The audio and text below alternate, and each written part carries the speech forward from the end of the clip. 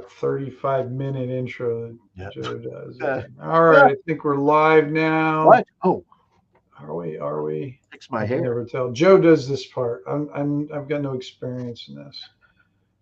All right, Joe, are we live, or am I just talking to myself now? Well, who would know the difference, Tim? You talk to yourself anyway. I do. So I get the best answers that way, though. you do. I as well. And sometimes there's an echo. Yes. Yeah, you just have to watch out the echo. You got to watch out. My word.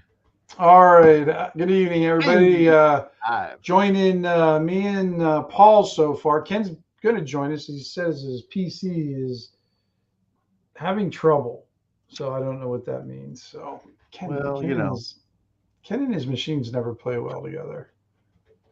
I noticed that.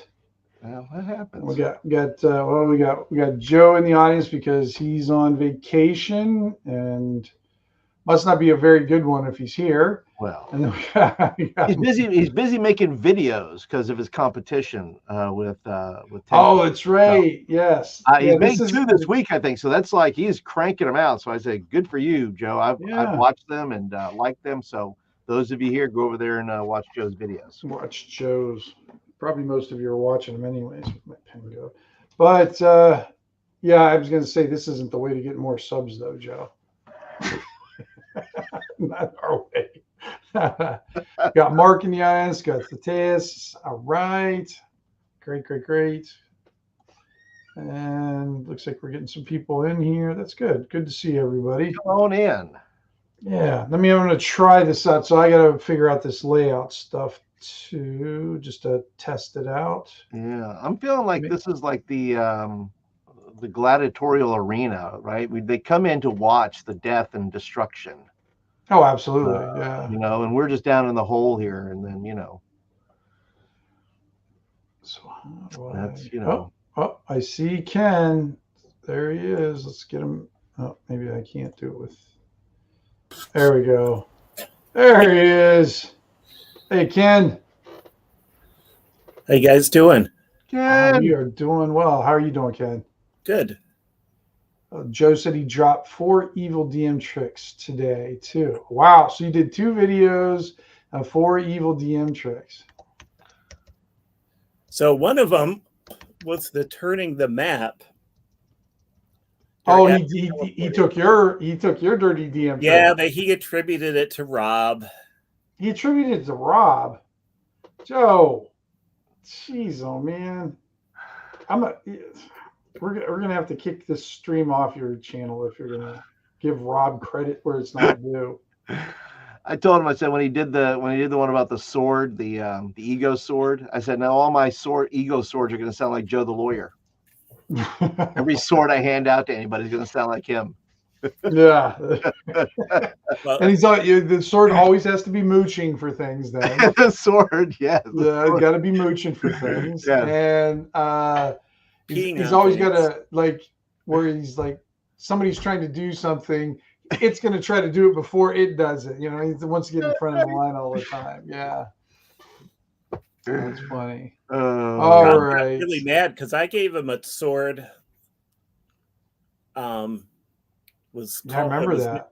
Named Marcus Aurelius, and all it did was jabber. Just jabber. Yeah,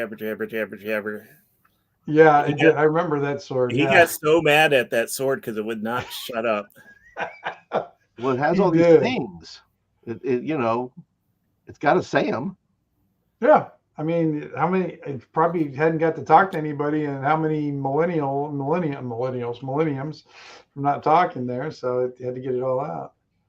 Let's see here. We got Matt in the stopping by to say, "Hey, glad you stopped by, Matt. Can't stay long. Well, appreciate it. May the rolls be high for the players." Boo! Huzzah! Thank you. One comment to the sword vid. A guy said he had a sword sound like Edith Bunker. Okay, I like that. So stealing that idea that I'm going to throw in Archie too and have them bicker all day with each other. That would be fantastic. Sort of have like a couple. Not a terrible idea. What if a married couple wasn't? What if a king and a queen were captured inside the sword somehow? Yeah. Yeah. That would That'd work. be funny. Yeah. All right. So I don't know. Do you guys want to do the what cool thing did you do this week or got anything, Paul or Ken? Trying to think of what cool thing. I guess probably the cool thing was a week ago. We went to Longwood Gardens, which is an amazing, was donated and started by the DuPont family. Okay. So your chemical dollars at work. I was gonna say, yeah. But it's a huge. It's kind of halfway between where we live in Lancaster, Pennsylvania, and Okay. Philadelphia, and it's just this huge botanical garden, and they have lots of events. And so, my sister-in-law and her husband had, they have a membership there, and then they get passes for certain things that they can use to bring guests. And so we went to a concert that was very cool. bluegrass funk and a fusion. It was bluegrass funk. Okay. Yeah, it was. The musicians were amazing.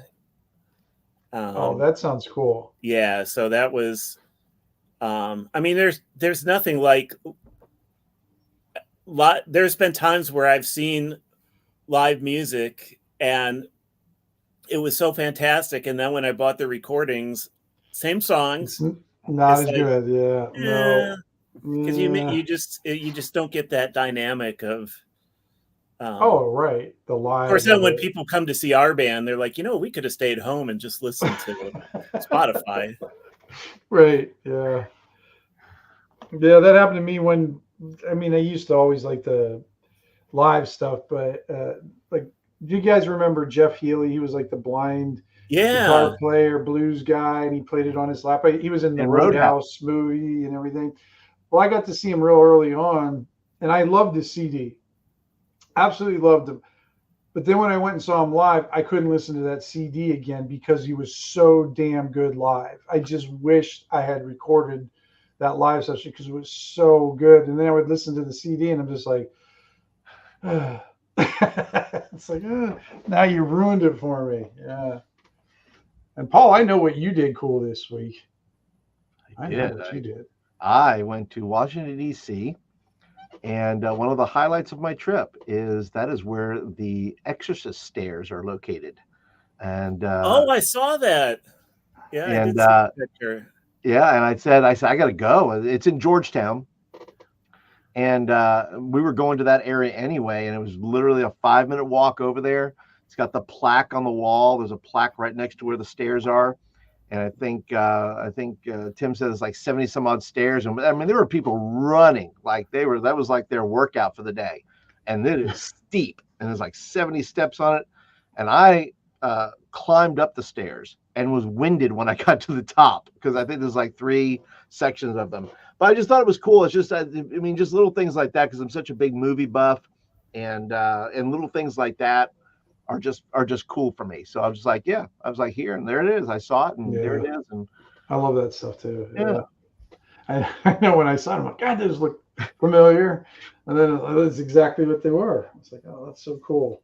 Yeah. I didn't go on any adventures this weekend like you guys did, other than going to stores to look for Halloween things with my wife. So it's you guys are well into the Halloween season. Oh yeah, Ivy's well into. I mean, I like it too, or whatever. But yeah, she's for whatever reason she wanted to skip summer this year and go directly into Halloween. So I was like, okay, we'll go look at goofy, spooky stuff. There you go. So the Halloween stores already open. The Halloween stores. Oh yeah, she's mad because all her girlfriends from Jersey and wherever they are, she's got them all over the place, are sending her Halloween pictures of like stores that have all this Halloween stuff. Home Goods specifically. Yes, I'm being corrected in the background. Home Goods specifically. And then when we go to our Home Goods, it's got a little bit of it, but it doesn't have near what they have. Oh shit! You still bought stuff. I did. You still, yeah, they know, but no shit. Kathy's got all this stuff. and everyone's got all this stuff with us. Okay, Jersey. I don't know what to tell you. Jersey's better. Yeah. Jersey's better. I guess in this case In we'll this give case, Jersey the Jersey thumbs is up. better. Yeah. Yeah, Thumbs up for Jersey Home Goods. yeah, I'm getting South Park vibes. You know Yeah. that it's a Jersey thing. It's Jersey. Yeah, well, definitely. It's From Jersey that makes episode. her appearance. Yes, she does. Yeah. Oh, Vance wanted to know which band was playing at your what was it? What'd you say? Bluegrass Funk. Oh, Twisted Pine. Twisted Pine. That's a good name. I'm thinking Eleanor Digby might listen to that now that she's now that she knows where she's from. Valengian, yeah. So my cool thing this week is I was working on the game stuff and I pulled out one of my old folders. I wasn't sure if I still had, but years ago when I used to do a face-to-face game, I used to have a bulletin board where I post things. We're talking about like in the, I don't know, early 90s, mid 90s. So when my players would come over, while we were just kind of BSing, waiting for the game, they would always go over to this bulletin board, look at what was up there and talk about what they might want to get into or see what was new and whatnot. I found the folder with all these little scraps of paper of all the stuff that I used to post and whatnot. So it was fun going through. Now I'm going to lose it all. But it was fun kind of going through all this stuff and reading little bits and pieces of it because I still have it. Might make my fantasy bulletin board might make an appearance tonight. Actually, I have him in my game every once in a while. I don't think I've had him in the last couple. Have I, Ken? I don't remember. Yeah, I don't think I've had it in there. So, but this time around, it'll make an appearance. How much it gets used, who knows? You know, we'll always use it as much as you guys are interested in it. Now I'm going to try to be somewhat technological and start sharing the screen. Guess I'm going to have to share mine. All right.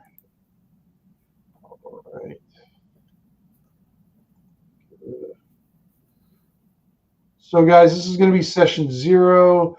You guys are basically playing characters you used last time, correct? Yep, just at level 1. Yep. Level 1. All right. I did, because I didn't do this the first time. I did because we can do one switch of attributes. I switched Constitution and Wisdom because I had forgotten with this game that Constitution only helps you at first. I mean, in terms of hit points, only first level. Right. Yeah. So my Wisdom's now 17. Let's see. Is that going to do it? Let's see if did it change anything or am I just sharing the same damn thing? I can't tell what I did. That doesn't look like it did it. Yeah, you are currently sharing your screen. Yeah, that's weird. And I clicked the other thing. Let me see. I'll try this again. All right.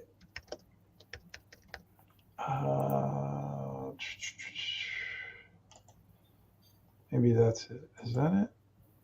All right, try it again. There we go. There it is. Yay. Let's see. There it is. Which one's the best way to do it? Do it that way or heads on? No, I don't like that one. What about that one? No, I don't like that one. Oh, we'll use that one. Does that look all right, guys? Can you see? That looks good. Yeah. Well, you can actually look at your screen, so that'll work. You're sharing the YouTube video. Thank you, Joe. I saw that. I was sharing what I was sharing. Yeah, that's right. You were oversharing. Yeah, I was. So as you can see, I'm very disappointed, even though this is episode 0, and I already had one episode 0, that there's no dead in my cemetery over there. It's blank. Makes me sad. But we got the cast. So I ran Vance through his session when was it? Last week, I guess. Yeah, it must have been last week. And he ended up going down 3 times, but he lived somehow. So he had a companion with him. You know how you guys, when you guys go down in Shadowdark, like to get somebody up, you need a 15 or above to revive them. Mm-hmm. And she rolled like a 20 and 18 every time he went down. She was like, "Oh, okay, I got this covered, no problem." And you were doing the rolling? I was doing the rolling. Yeah, I was. Wait, no, was I doing the? Yeah, I was. Yep, for her, I think I was for that. So, yep. So Vance made it. Going down that many times. Hope he got paid well. Well, I think he was practicing for the real game, Joe. So, all right. Let's see here, and we've got Eleanor Digby, Elven Witch, right? I'm And an then- yes, Elvis. Yeah, I'm in the building. I am elvish. Elvish. Yes. And Draymont, the Dwarven Priest. Dun, dun, dun. Who's kind of like a animist worshiper of the Comor Force. Is that right, Ken? Yeah, and I was actually wondering if I could substitute he's a barbarian, Okay. and if I could substitute a first level spell, say my shield spell, for the ability to go berserk as a barbarian. Sure. What would that entail? Well, I don't have the barbarian class for Shadowdark. You know what? I think Greg came up. I bought Greg's player option. So let's look. Yeah, I'm going to buy that, but I don't have it yet. Yeah, he just put it out in print. Yeah, I saw that. I have to look. I don't think I have it in front of me, Ken. So, let me see. Do they? They don't have it. No, because it's not in the other ones. We'll figure that one out. But yeah, I got no problem with that, Ken. If you want to have a little, what we can do, Ken. So if you want to go berserk, why don't we do this? Why don't we make it very simple for this? You get +1 to hit, +1 to damage, but -1 to your AC while it's happening. All right. Sound good? Does anybody in the audience have easy access to the barbarian class? If they have a barbarian class they have any special tweaking abilities? Is it in the cursed scrolls? Any of the cursed scrolls, or is it in something else? No. No. No, there's cursed scrolls with like Vikings and I forgot what all of them were. I think one was nomadic, but unfortunately they didn't have a barbarian in there. But I've seen a lot of people have a barbarian option in there. Well, we can, if you don't mind. I mean, we can switch it out after this session. I was going to order that and get the PDF. You're going to order the players' options, yeah. Yeah. Yep. So I have a play test. Oh, he's got a play test. Hopefully of a barbarian. But is a druid that sounds good. Is there a druid in there as well? They're not in the canon, what I would say canon Shadowdark, but there's a druid in some of the third party. Oh, okay. I found a couple druid classes in Reddit. Okay. So I was just curious. Yeah. Because I know that was one that they were voting on at the time. Like they ended up making a ranger and a bard, but I was hoping they were going to do like a ranger and a druid, but they picked a bard. Well, I was working on a British, something that was a spin-off of the British Isles with the Celts, the Anglo-Saxons, and the Vikings. with dwarves being the Vikings and elves being the Celts, Oh yeah. Okay. Very and cool. Anglo-Saxons being humans. That fits. I'm just checking my. And I was going to use Shadowdark, but also use the that each race would have its own specific classes. Yeah, I always like that, like the culture equals class kind of thing. I kind of do like that. I'm looking at the third party stuff I have here. I just dropped a link in there. I mean, it's a buck. It's James Mishner has James Mishler. Sorry, James Mishler Games has a barbarian class for $1. Oh, okay. Yeah.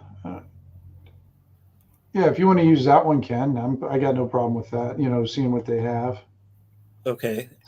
I don't know. Well, I might as well, while I'm on here, also order the. Yeah, so you didn't know we weren't going to play. We're going to shop today, ladies and gentlemen. Joe's favorite thing to do, and he doesn't get to partake in it. I was going to say this is the ultimate D&D campaign where you spend the entire time shopping. So all we're going to do is go through Drive-Thru RPG, and we're going to just shop for things. That's fantastic. Oh, by the way, do I have I know I have a background. I know Draymond there has a job. Do I have a job? Hmm? What do I do there in the old Comore Forest or in the Appalachians? Do I make moonshine? If you want to do it, you can be a moonshiner. Okay, maybe my moonshine is like a potion thing.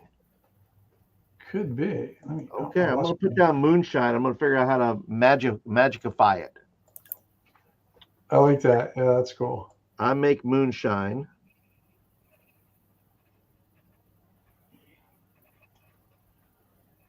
And sometimes I run moonshine.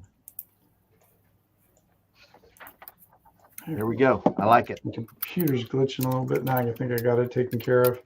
All right. Let's see what do we got here. So I guess he's got, what has he got going on there? So, there's a lot there.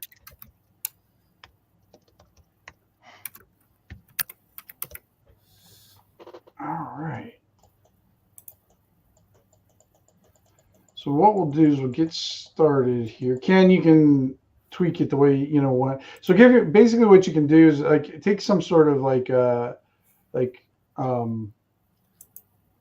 you kind of want a more of a berserking, like a rage. I think the one class calls it a rage or something like that. Yeah. You can take that rule and implement it in place of a spell. That's not a problem. Yeah, that's. And then, because that'll work with your, that doesn't conflict anything with the race that you're playing. Now, we need a token for you too, Ken, of some sort. So we can make that real quick. Token. And not the kind of token you're talking about, Joe. I was thinking about Token from South Park. You know what? I have never seen an episode of South Park. I got South Park on the brain, man. I don't know what it is. I know it's too. I don't think I've ever seen. No, I haven't. I saw the movie, but I've never seen an episode. Well, if you want, look up the Jersey episode. That will be of great value to you. Look up the Jersey episode. Have to do that. Yeah, and then your wife will beat you. That's how that's going to work. That's okay. So at least you'll have a reason this time. That's true. Usually she just has no reason whatsoever. All right. You looking up a guy at all, Ken, or token? If you can just maybe send me the link in the chat. I can make a token real quick.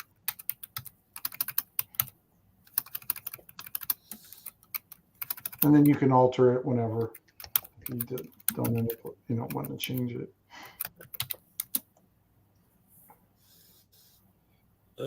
Images. Welcome to session 0, guys. It's going according to plan. It is. Yeah, I would expect nothing less. No, anybody that's watching that thinks that this is not how we intended this to go, you are wrong. This is exactly. Yeah. It's exactly what we planned. You don't know. It's really not. It's a documentary. It's not not any sort of entertainment. Yeah, but we have to have that like weird music playing in the background. There we go. But they always seem to have it. It's like the crappy music that YouTube videos use, like to play in the background, but it's always just a little bit too loud, and so it's really hard to hear the person. Right. Try to turn it up, but that only turns up the music, and then you just get annoyed, and then you turn it off. Yeah. And I've heard that a lot of people don't know that they're doing that. Are you guys seeing? Or am I keep losing? I keep on seem to be losing connection or something like that. I'm not sure if I am or not. Nope. Every year seemed to be fine. Okay, good. All right. So you get the link.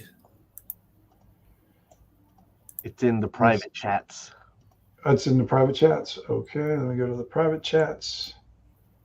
Got it. Oh, that's a good one, Ken. Kind of looks a little beleaguered and haggard. It'll fit some good. And go on to using the token, what's it called? Token 2 maker. Make kind of a big old dwarf.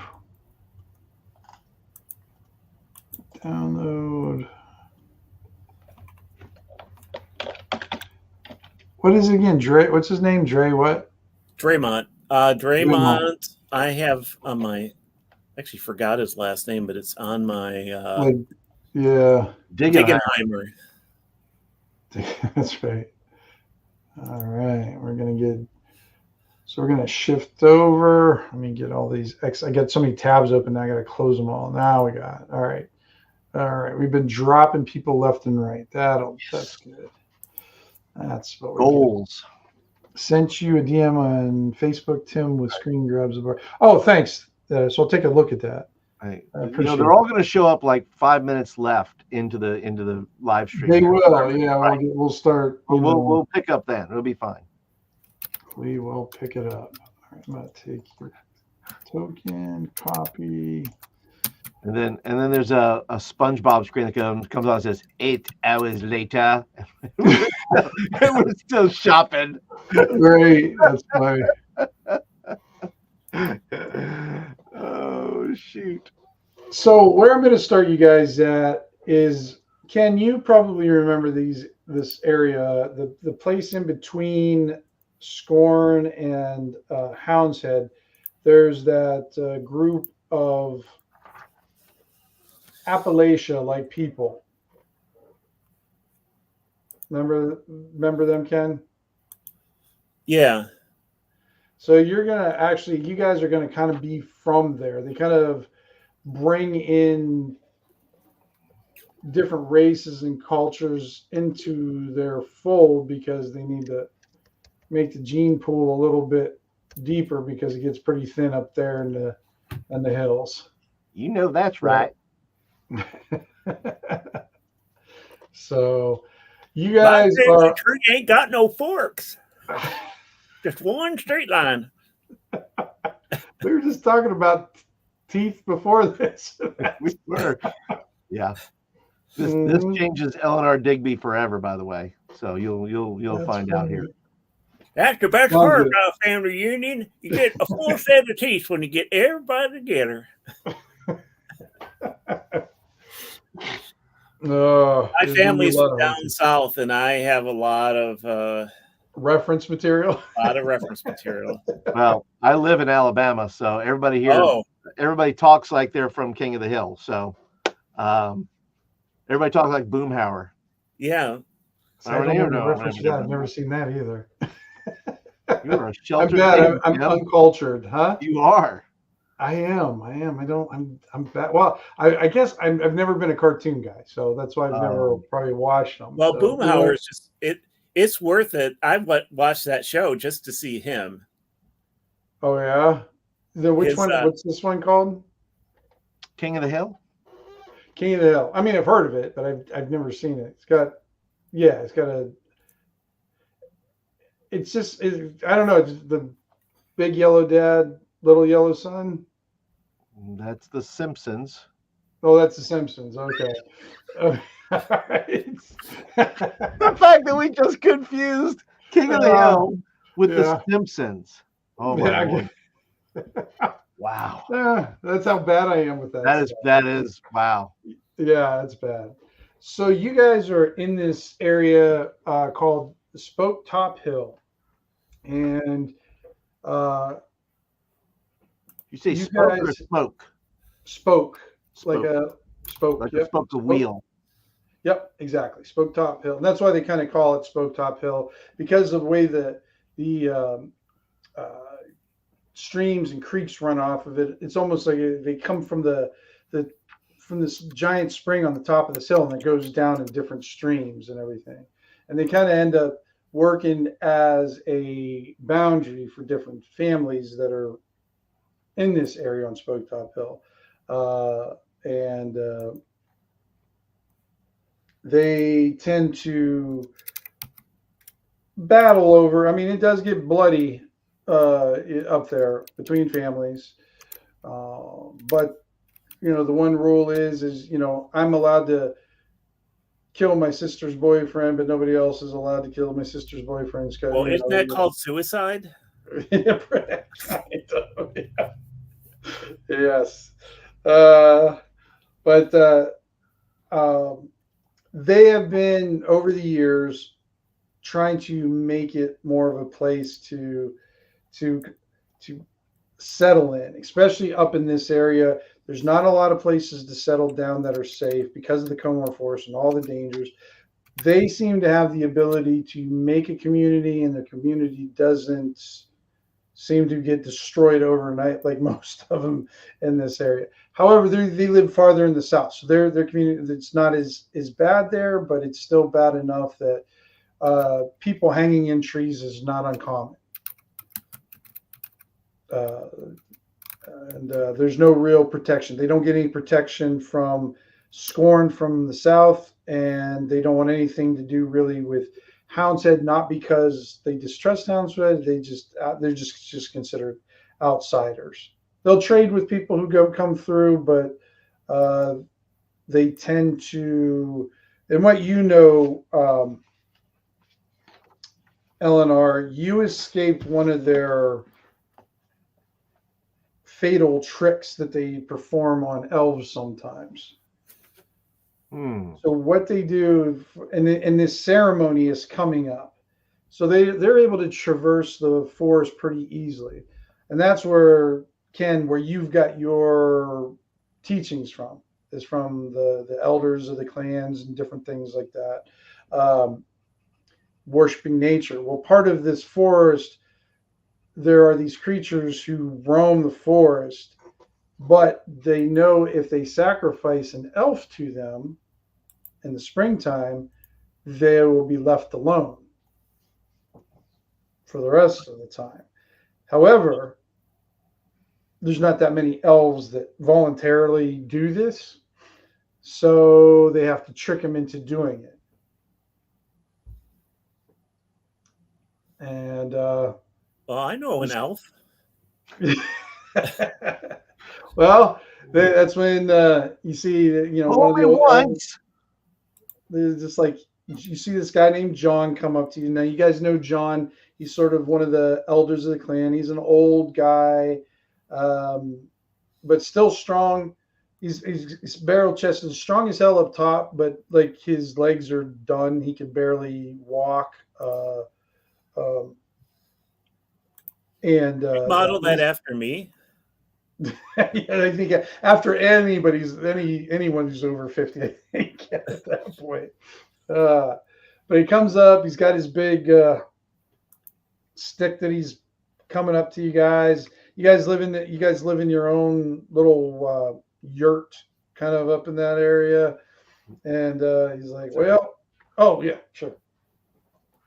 I guess, well, I'll wait right here until Eleanor gets back. Shopping for Hammos and Shadowdark. We are shopping. We need some deliverance music in the background. Yeah, I was looking to doing some music for this, but didn't have time to get anything set up. All my good intentions were just that. They were good intentions. I paved a little bit farther in hell, and then I stopped. So hell can pay for their own roads. I'm tired of giving them with my good intentions. Sorry, my wife was at the door. She didn't have her key. Oh, she didn't have her key. Yeah, you had your chance, Paul. I'd have paid for it later. Oh yeah, no doubt. Yeah, not even that later. She's not even paid, from Jersey. yeah, I was going to say you could have paid for it now. Right. All of a sudden, you just muted and right, permanently muted. Just see a spray. Yeah. So you see this guy named John kind of hobbles up. He says, "Hey, Eleanor, good to see you today." Hi, John. Well, it's coming that time again where we gotta get somebody over at the altar and. Yep. Been down that road once. Yeah. Not gonna go again. No, you were smart. You smart. You figured it out. But we're gonna need some sort of pointy-eared some bitch down there sometime. Gotta get them things because we gotta start harvesting the spring stuff. And if without that, we're gonna be running all the time. We can't be doing that. Have you thought about maybe a gnome or a dwarf or some little person other than an elf? I got no idea. All I know is they like them elves. They like them real good. Well, kind of out on my own. I don't know. Yeah, I don't hang with my own people. Well, we got some people coming up. We've heard that there's more travelers coming up from Scorn into Hound's Head because the weather's just about to break and everything. It's just maybe you and Draymond, being the folks that you are, could maybe invite them over for a spell or something like that. We could feed them real good. We could treat them real good, and then they can help us out. Draymond, what you say? Well, seems to me here that maybe instead of fixing the sacrifice an elf, we maybe try to figure out some sort of other bargain that like maybe gnolls, or plenty of gnolls around here.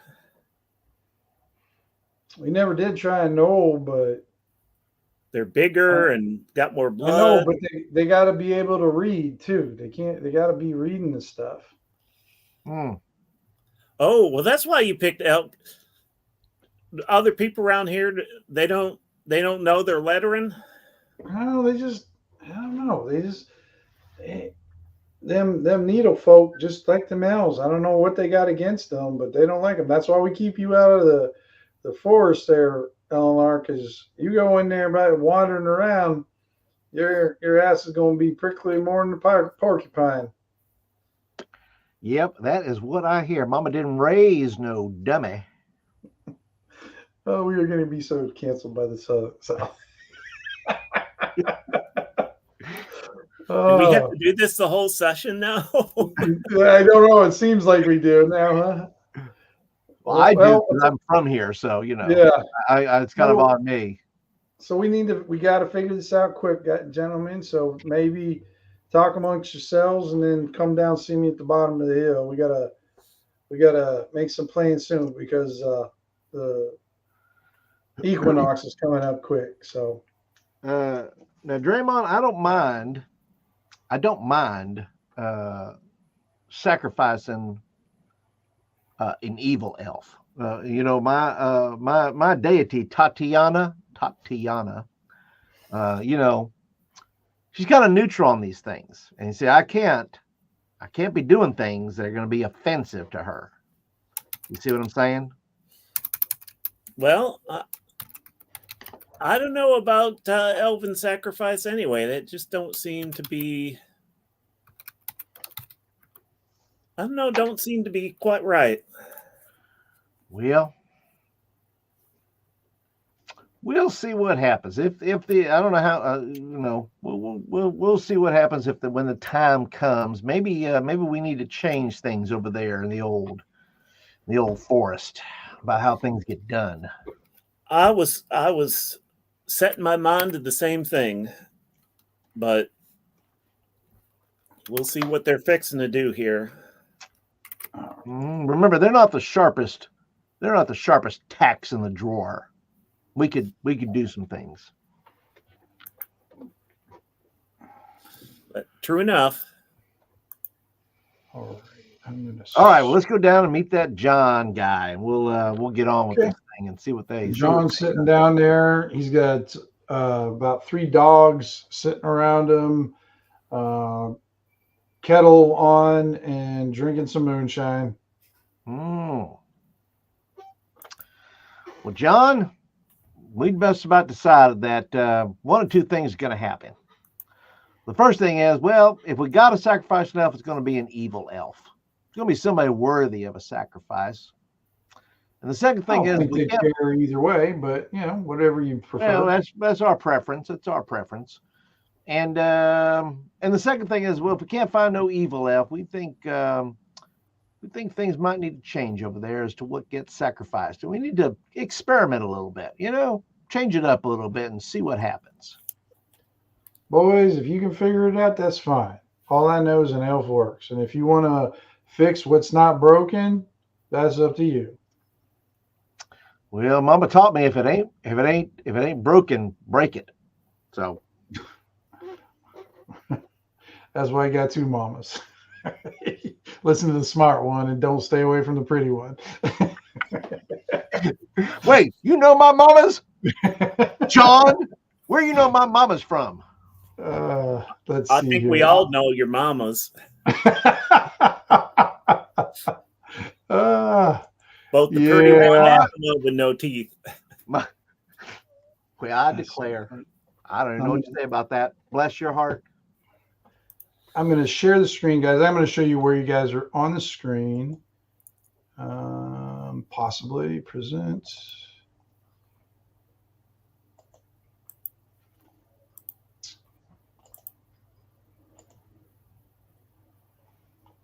There we go. You see Ken's famous party pog is down to the bottom left there. You guys see it moving around?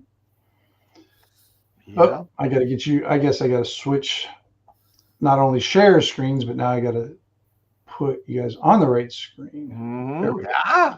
There it is. It's a lot of work. It's a lot of work. It is. All right. But where that X is about where Spoke Top Hill is. I'll update the map. Every time this map gets updated as you play, as you guys discover things, as you guys do things, I'll start populating it where things are. So where that red X is right there is where Spoke Top is. There. So this is what, like a half mile off the main road? It's about, I would say about that, Ken. Yeah, about a half mile. Yep. Pretty backwards for being just off the main road. Well, you're talking about main road going up into Hound's Head. It's not really. That's right. It's not like an expressway. Right. Yeah, it's like a main road going to the big Amish farm town. You know, the big community out in Lancaster. Hey, now. This is not Meadville. No, it's not. We got over 500,000 people in our county. Yeah, we don't.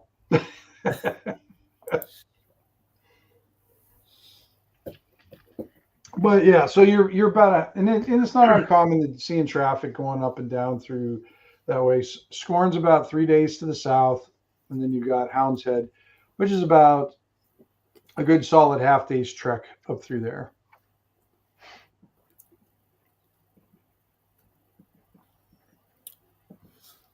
I guess maybe a little bit more. So where's the road that goes to I can't even remember the name of where the halflings. Over here, the low hill, over to the bottom right.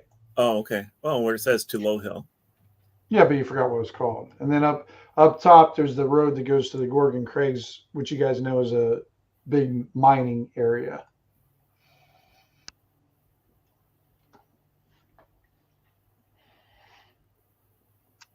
But he goes, you boys do what you need. Just make sure by the equinox you got somebody reading that on the altar.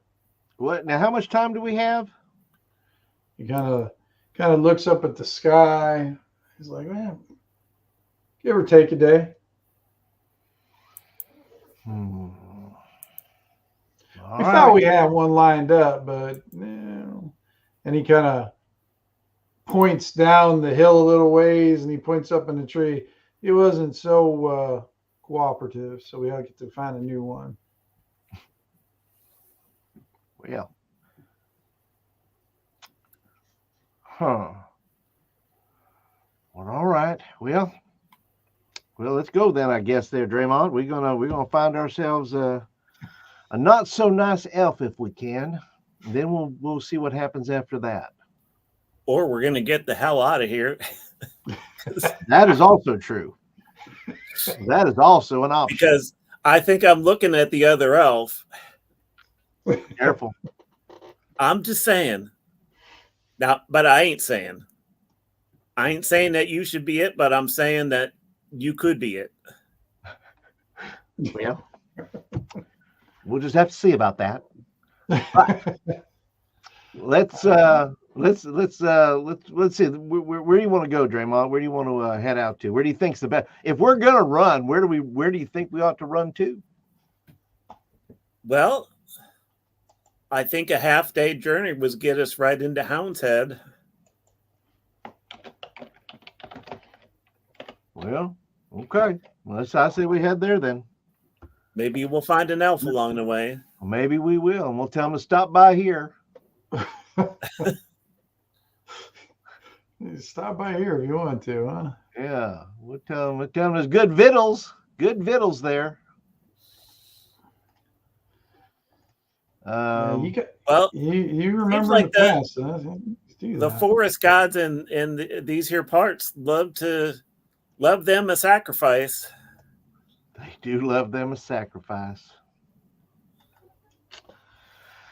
All right. Well, we're going to head out then, I guess. I mean, we're going to pack up and go. We're going to say goodbye to John. John, we'll see you, buddy.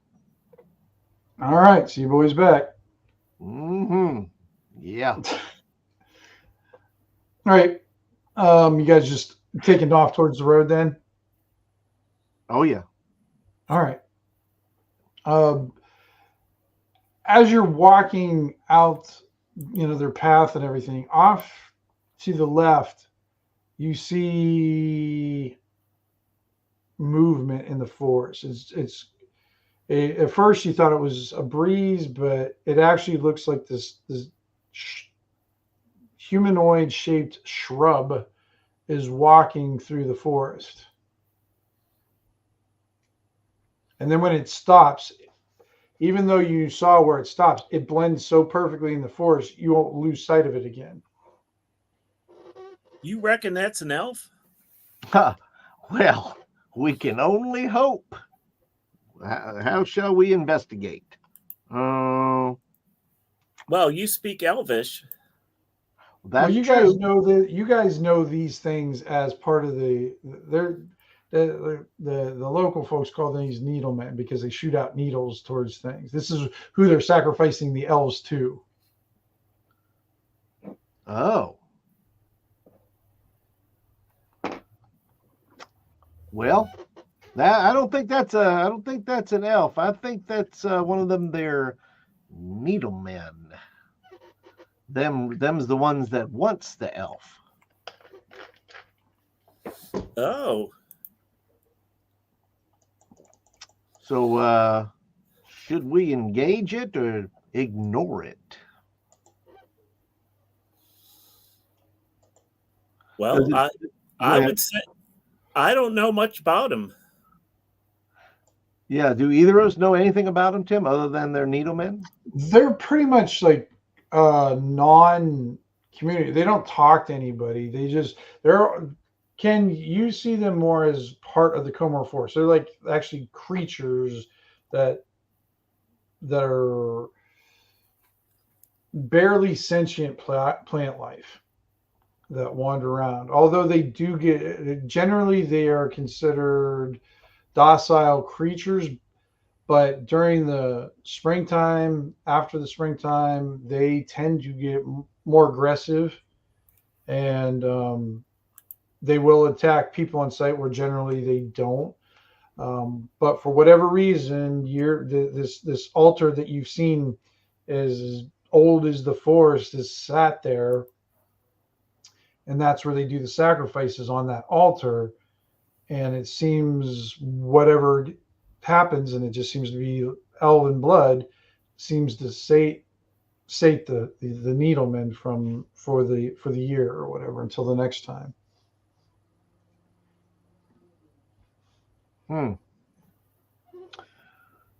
Let's see. Well, Draymond, I'm wondering if it's got its eye on me because I'm an elf. That could be. You probably look like dinner. Well, is the treatment is the needleman doing anything aggressive? Is it doing anything like is it, or does it just look like it's spying? It's very difficult to tell since it's plant. You can't figure out which way it's facing too much, or what it's. It looked like it's just kind of moving through the forest, and then it just stopped, and then it kind of blended in, moves a little bit more, but it doesn't seem its intentions are aggressive. But you really don't know what the intentions are. It's hard to get a read on it. So, okay. Since you guys have been here the last few seasons and everything, you've never been attacked by one, and you don't see them all that often. But when you do, you've never been, even though you're an elf, you haven't been outwardly attacked by them. Okay. Well, but they still tell you to stay out just in case. Well, yeah. So. Well, I guess we'll just listen. Do you want to, Draymond? Do you want us to keep walking and see what it does? Yeah, let's kind of veer to the side so we're not going straight at where we saw it last. Yeah. Okay.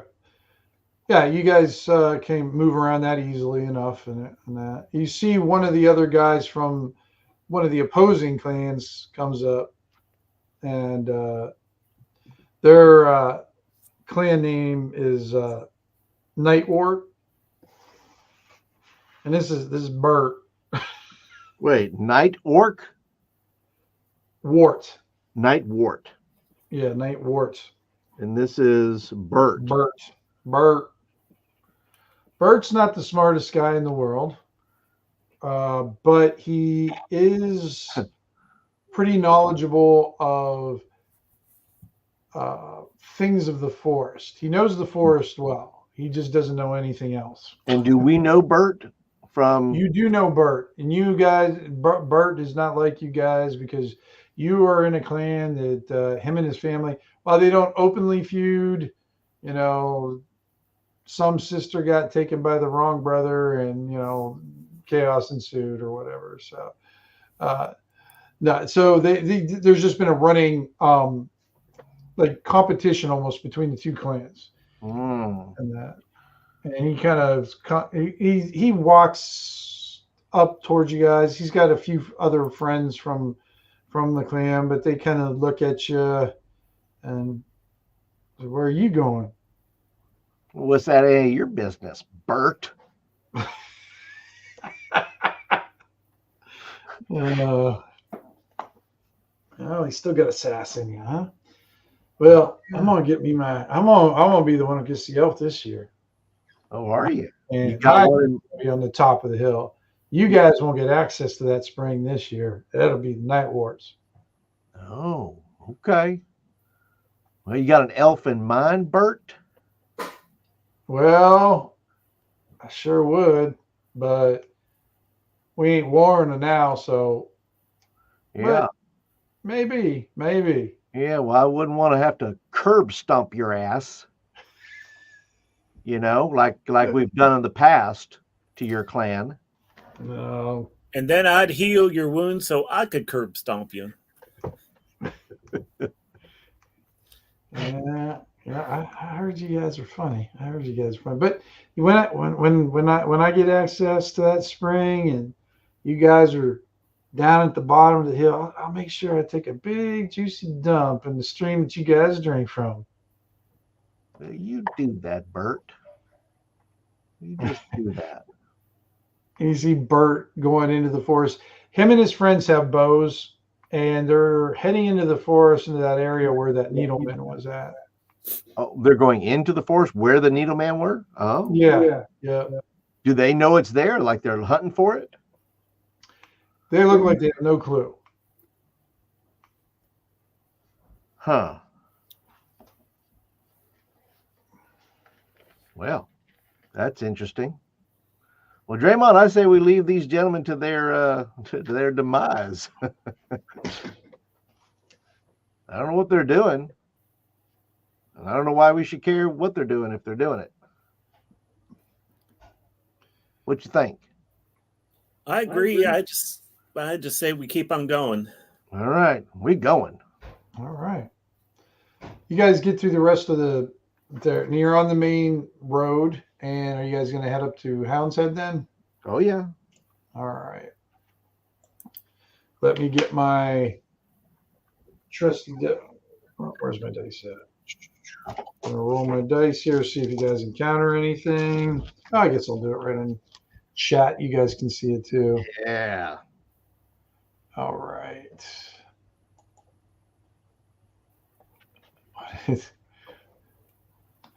How about one of them there underground elves? They fucking some bitches.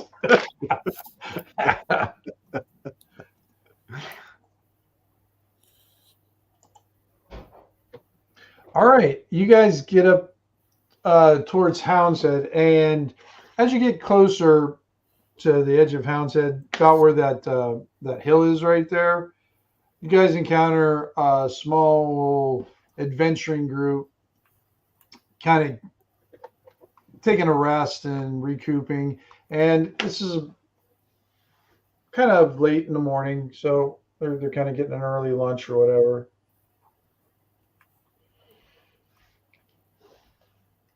So are they just sitting there and we're just kind of walking by and? Yeah, you kind of look and you see that it's a group of 3 adventurers. They're all human.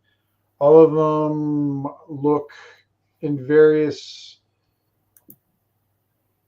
None of them are well armed. None of them are well armored, but you've seen the glint of hopeful adventurers before, and these guys are some of the fodder that gets sacrificed to the Comor Forest regularly. But they all kind of 2 look like brothers, and the other, from what you can tell, and then the other one looks like a good friend of theirs. All right. But they're Hey, just boys, hail and well met. And before they talk to you, they kind of whisper to each other real quick. And then the larger the boy, this guy seems bigger than the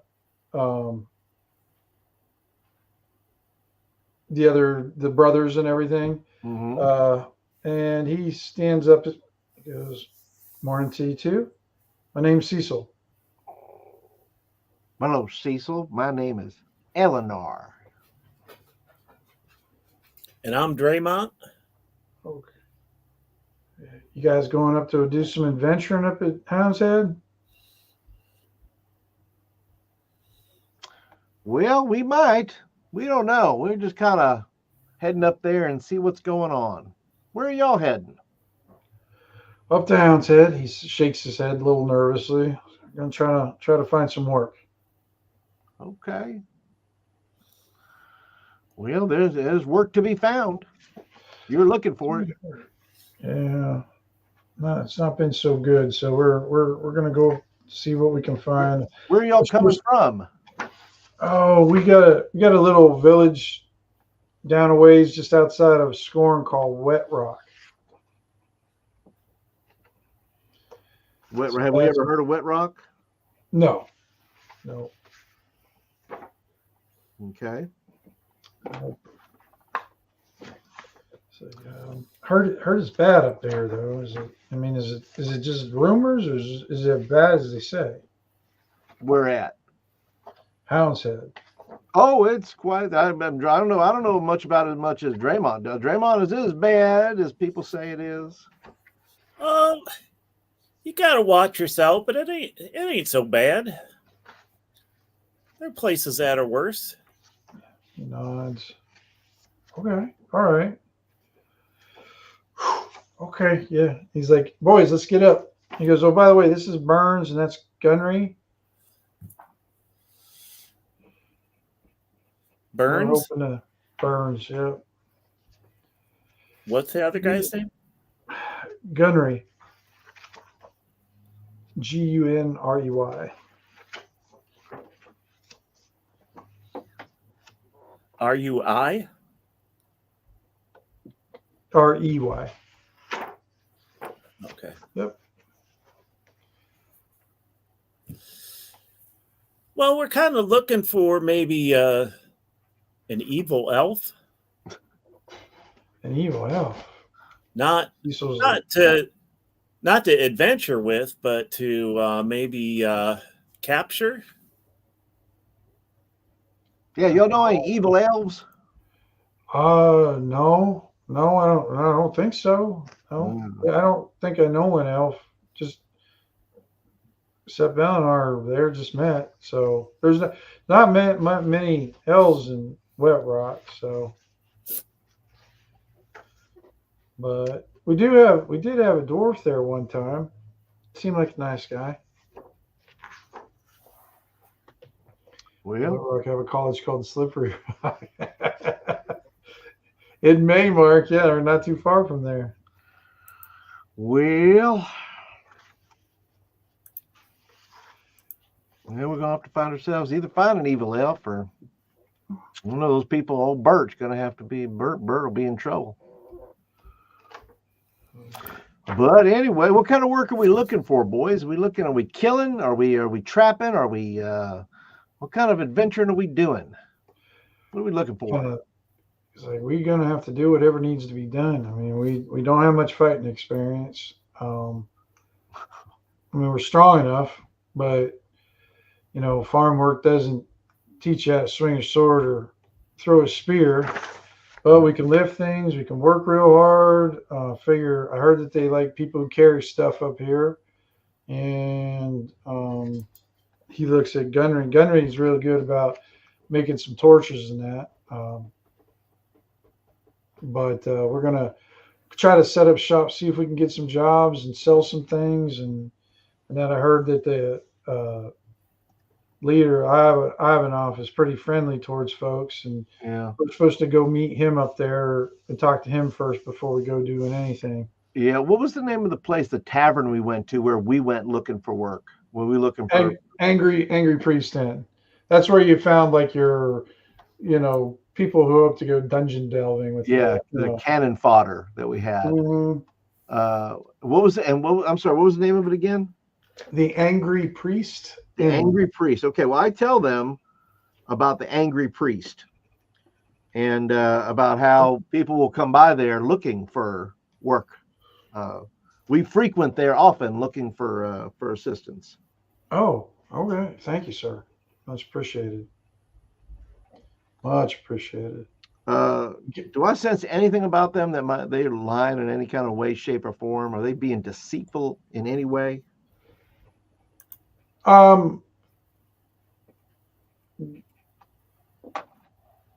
Give me a intelligence roll, target 9. This one's an easy one. Okay. All right. Intelligence roll 9. Oops, I'm looking at the wrong screen again. Got a 9. That's all you need to Oh, know. These are the kind of people, if they lied, they would like burst out into hives, or they would be so obvious that that they would even believe that or they'd stumble all over themselves trying to. Exactly. Yeah. Yeah. These are not lying folks, from what you can tell. All right. Well, Draymond, I feel good. I have a good feeling about these folks. These are kind of my people, even though they're not my people. I was like, well, we're gonna get you got. Well, I guess we could go up together if you'd like. Sure. Well, there's strength in numbers, safety in numbers. And then you see Burns kind of whisper to his brother, and then his brother nods, and Gunner kind of looks at Cecil and says, "Yeah, we did see that one elf." And Cecil's like, "How do you know he's an elf? You don't know." And they sort of bicker back and forth a little bit about it.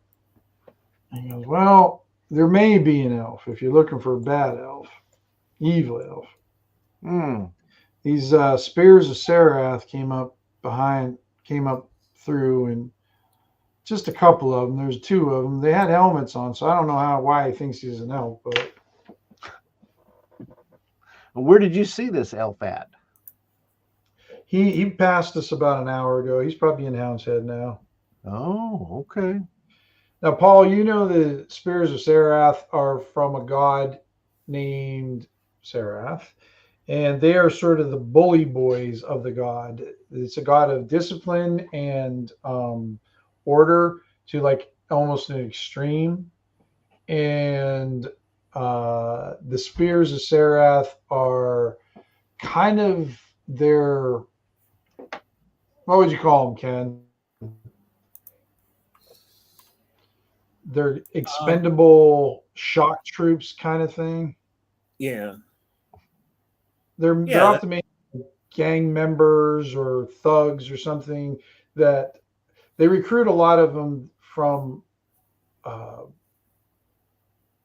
like down in Scorn. If they get sentenced to some sort of fine or service or servitude type of thing, they can do it through Sarath, and they'll take them on, and they can and do that. Or if they just want some money and a place to live and be part of a organization that's kind of people are afraid of. The strange thing is spears of Sarath usually travel in 4s, and these guys only mentioned 2. Well, Draymond, we may have to try to meet these boys. Find out what they're about, why they're in Hound's Head, what kind of trouble they might be up to. Well, and we could do these fellas, Cecil and Burns and Gunry, want to go with us? They all look agreeable to that. Yeah. Yeah, I'd say we could split the whatever we get. We each get a 5th. There's 5 of us. Oh, and you see Cecil kind of look around like, okay, that sounds good. We don't know anybody else up there. It's always good to agree on that ahead of time before you actually have it sitting on the table in front of you. That is for sure. All right. Hey, O'Neill. So I'll switch over. You guys make it to Hound's Head. Boom, and there you go with Hound's Head. I'll put you guys here. That's right. I forgot you guys were called the Apocalyptic Calamity LLC. That's correct. All right. I'll put these up here for now. Was that 999/999? I guess that's you still have 999 hit points out of 999 hit points. Oh, okay. So I probably Joe did that. I'm sure he did because Joe does things like that. All right. You see, it's fairly busy. Traffic walking around. A few tents set up, and over by Blake's place. That's number 1 over here, guys. You see, oh, you guys aren't switched, are you? Damn it. I keep on seeing it on, or no, I switched you guys, right? Yeah, we're fine. I see it. Okay. Hamlet of Hounds. Gotcha. All right. And it's over by number 1, but you see a couple of tents. They're black tents, and those are usually the ones that Spears of Sarath use, but they're over by Blake at number 1. All right, well. There's a couple tents? There's 2 tents, yeah. Well, they said there was 2 of them, and there's 2 tents set up. Okay, I just didn't know. Are they small, like one-person tents? Yeah, these ones are just small tents, yep.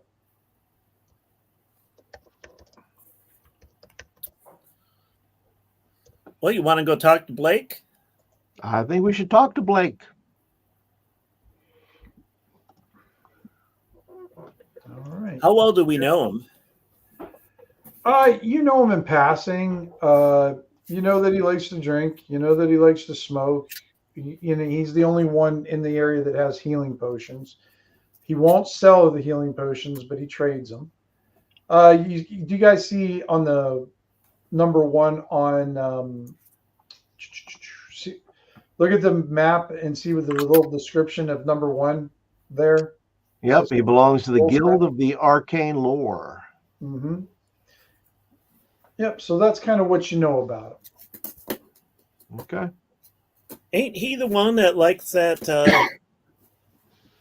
Northman stuff?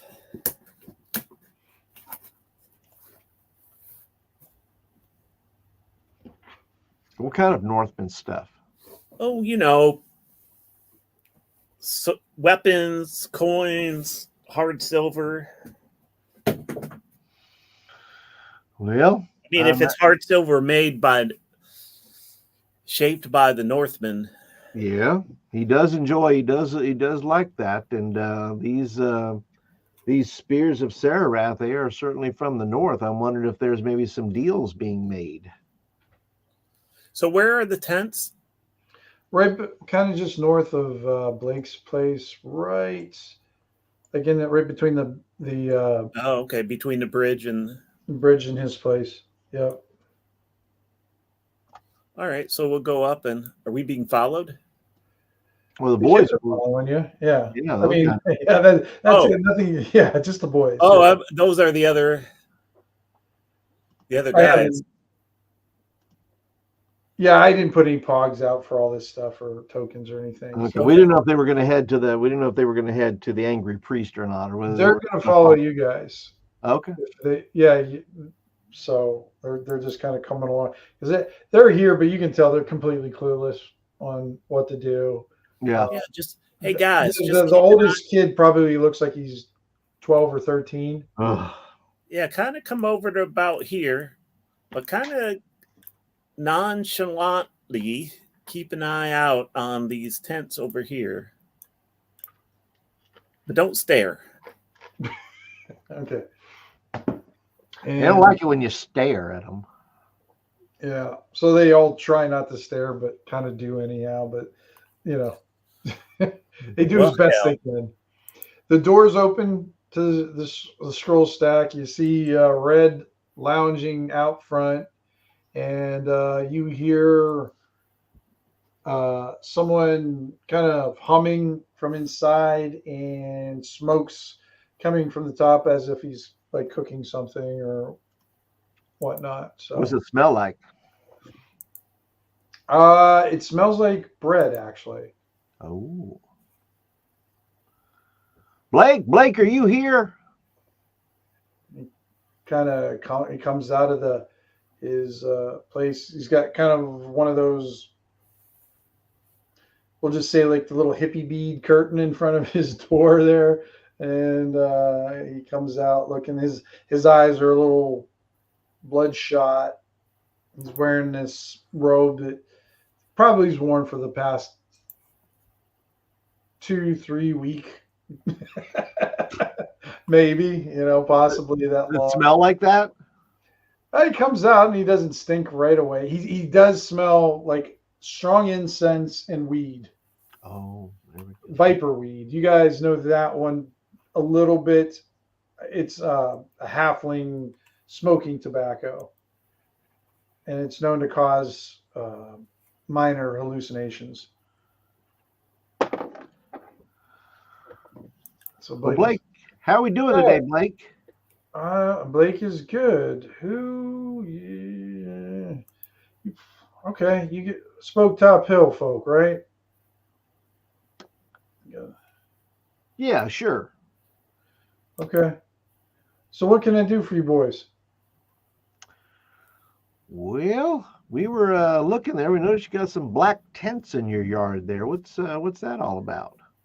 Well, I've got some company, I suppose. I got a couple spears of Serath that wanted to set a spell and have a conversation. And I told them I would get to them as soon as I can. Huh. They declare their business here in Hound's Head? No, didn't listen too well because I was on to other things at the time. But I'm sure they'll tell me. You guys interested in them for any particular reason? Well, they got a reputation for not being. I'm going to lower my voice so I don't. They may have a reputation for not being too nice to folks. And he raises his eyebrow. Oh, really? Well, I think I'll be able to handle how their rudeness or gruffness. So he kind of looks both up and down, and you can tell he's casting a spell right now, Eleanor, at you guys. Just kind of looking. Does it seem like? Do I sense like it's like an investigative type spell, or is it like a? You're not really sure because it's not a magic you recognize. Oh, but you can, because it's hard for you to understand all the wizard type of magic that they use. Is he a Northman himself? No, Northmen used to be the civilization that existed up here. But they kind of did the old fantasy trope and just decided to disappear one night. Excuse me. But he does collect a lot of their artifacts. Okay. But he basically looks like a tall, thin human. He's wearing, like I said, a ragged robe. It looks like it was nice at one time, but it's gone to shit long ago. And he still has, especially around his doorway, in that you see magical runes and everything that are making a show of being active. He's not hiding the fact that he is what he is.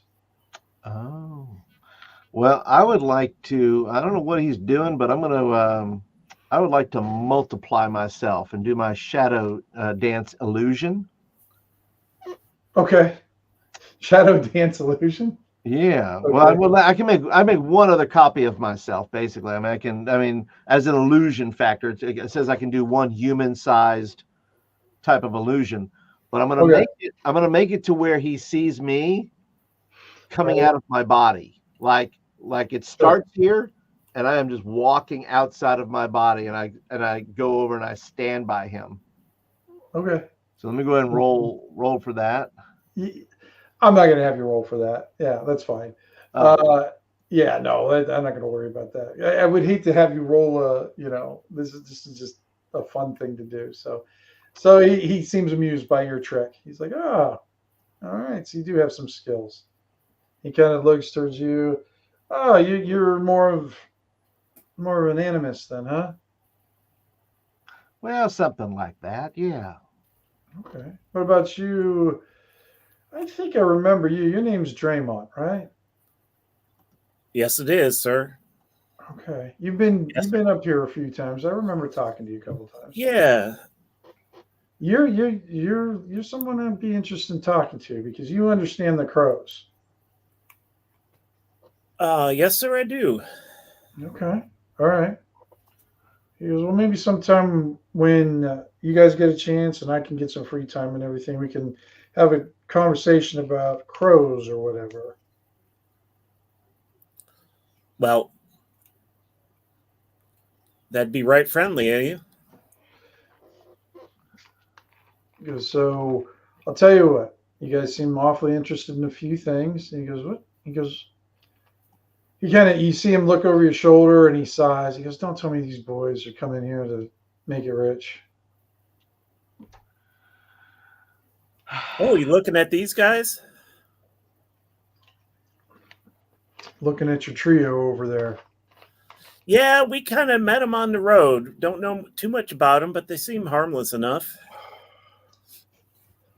Blake shakes his head. It's like this force has got too many of them in here.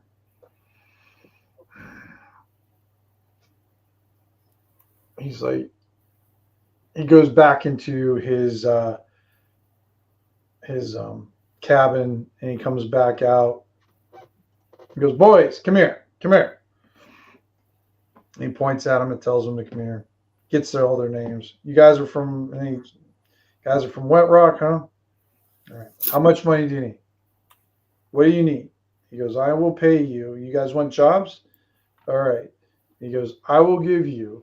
And he kind of he opens up this pouch he has and he looks into it. And he goes, I got 20 silver in here. I will give you 20 silver to go back to Wet Rock. So what do you say? And you see the kids look up at you guys. Well, your decision. 20 silver. Well, that's 4 each. Right? He says, Well, 20. If he's giving you 20 silver to go back to Wet Rock, that's you split it 3 ways. Well, I thought we were partners and we split it 5 ways. Isn't that what you just said? Well, was that just for them, for those 3, or for all of us? He's talking about the kids. You guys, yeah. Yeah. No, we're willing to give up our share. And Cecil looks at the two kids, and they kind of all look at the money like they had never seen that so much money in one spot before. And they kind of, even though they look pretty tired from walking all this, they've been traveling for 3 days basically. They don't have any supplies on them anymore. They're pretty much what they were when you guys found them eating stuff. They've been eating some kind of green apples that weren't quite ready to eat yet, and they're going to have some digestive issues later in the day after eating those. But they're looks like they're willing to go back home. So he's like, well, I don't want to go back home unless you guys agree to it. Well, can we make more than this? If this is how much money they'll give us to go away, what if they give us? They'll probably give us more money if we work up here, don't you think? Yeah, that would be true. There's money to be made. Does it seem like his intention is to simply help these boys and say, look, you're too young to be out here type of thing, like just go home? It looks like Blake's just tired of seeing the kids going into the forest and not coming back out. I mean, he's just, he's just been here, done that, and it's an unfortunate industry up here. And he just seems like he's willing to spend his own money to get rid of these 3 kids, even though there's a good chance they might not even make it back home. You're not even sure how they got the hell up here. Yeah. Well, Draymond, what do you think? Keep them or let them go? Well, depending on what we're going to be doing here, it'd be nice to have a couple other people on our side, even if it's just to kind of give us a fighting chance. I agree. How much silver do you have?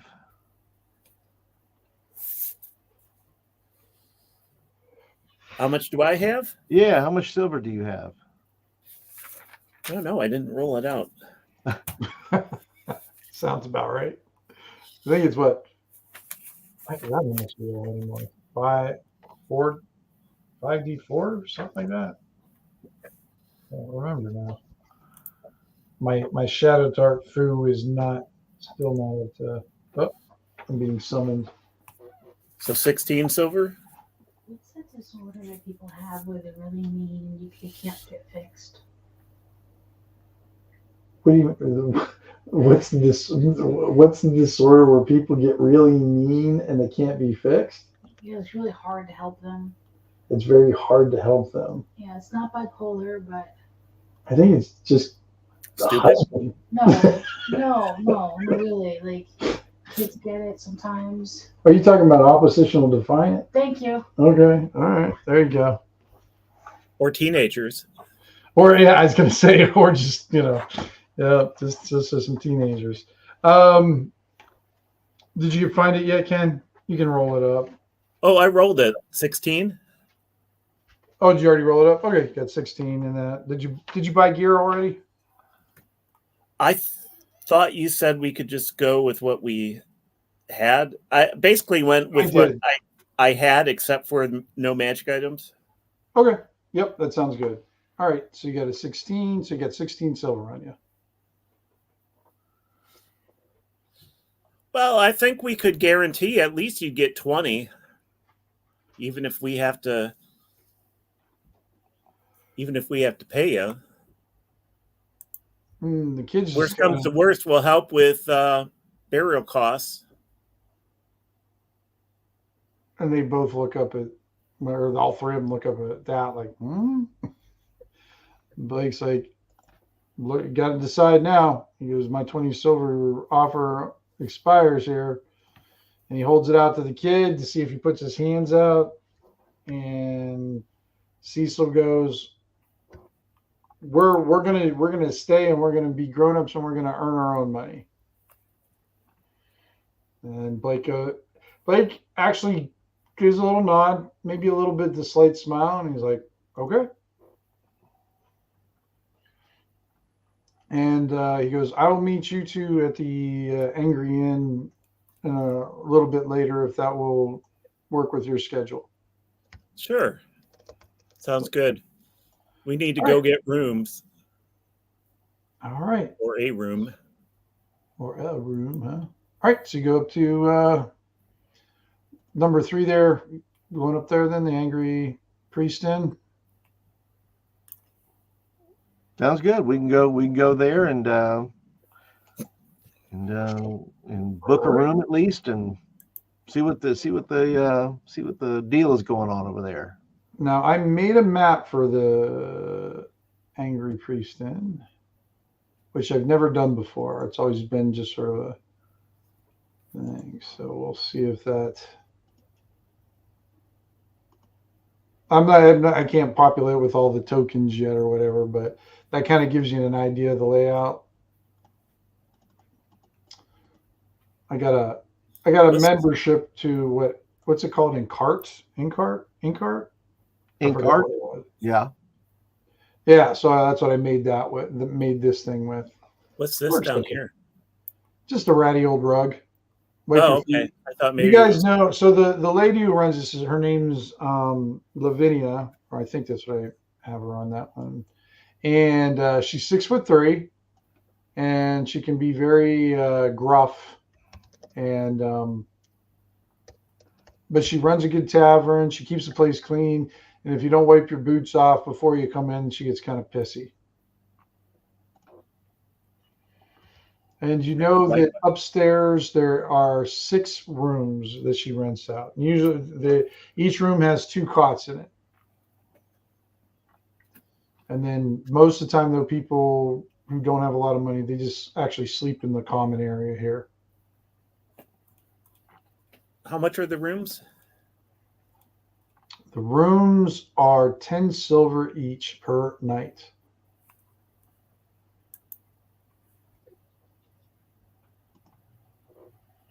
Which is pretty high, but prices in Hound's Head are very high. Oops. Ooh. Well, we A might little need dizzy to. there. I know this is why you don't want to. That's why we need Joe to run roll 20 so you don't get like motion sick. Because I'm going to be all over the place. Sleep down here in a dining room. Yeah, it's not uncommon. A lot of people do that. Usually, if you sleep down in the dining room, as long as you eat and drink here all night and don't throw up, you can stay. But if you do have accidents, you got to leave. You got to clean, and then you got to leave. But you see some people lined up on the walls, and you see a small dwarf, even for a dwarf, is on the smaller side. He's almost like the size of a halfling, very thin, and what'd you do there? No, don't mind that. I accidentally hit that. Oh, okay. And he's cleaning up and serving drinks and taking old tankards and put them in. And you guys actually know him. His name is Gordrick. And he's always been friendly to you guys here, and even though he's a little bit dim-witted, he has a really good memory for names and numbers. Huh. Okay. So he sees you guys come in, and he waves his hand, kind of like a Forrest Gump wave, does a Forrest Gump wave at you. And Hey, man. How we doing? Draymond, it's good to see you. Well, it's good to see you too. What's been shaking here? And then, but when he asks you, do you want something to drink? He doesn't wait for an answer. He just goes and starts getting you a drink. Yeah. You casting light, Ken, or something? I am going to go through and delete. Deleting some of the spells that you have on there? Yeah. Okay. All right. And he comes back. He says, puts it down. And he goes, that's 2 silver each. And he kind of looks at the kids. He goes, oh, who are they? Well, there's some friends of ours we met along the way. He says, this is, he says, this here's Bert. This is Cecil. This is Cecil. This is Gunnery. And what's your name, boy? Burns, mister. Burns. That's right. And he's like, and you see Godric, he goes up to each one, shakes their hand, repeats their name twice. Each time, he goes, Cecil, Burns, Gunnery. And then my name's Godric. He goes, do you guys have money to drink? You guys don't look like you have money to drink. And he kind of looks around, and he goes, are you paying for them? Yep, we're paying for them. Okay, I'll go get some drinks for you. How do I When they edit? go, what's that? How do I edit the spells? There's a modify button at the bottom of it, and you click Right. modify. If you want to like move, the only thing you can do is move the spells up or down. But if you want to get rid of one, you go ahead and hit modify, and then the trash can's on the right hand side. Yeah, I I'm saw having that. to- I guess I'm going to have to redo them because I need to. I had a plus. I had two. Pluses on your Yeah, two traits, and now I just have one. right. And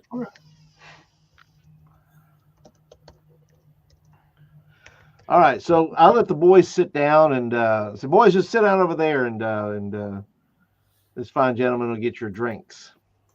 Okay. oh, I can do it. I can fix it. Oh, good. And you guys come in there. You see.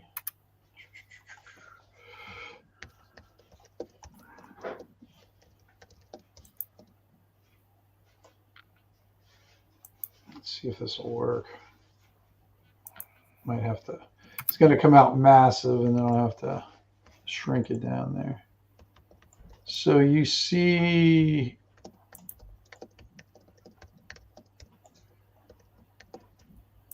a woman dressed in the black leather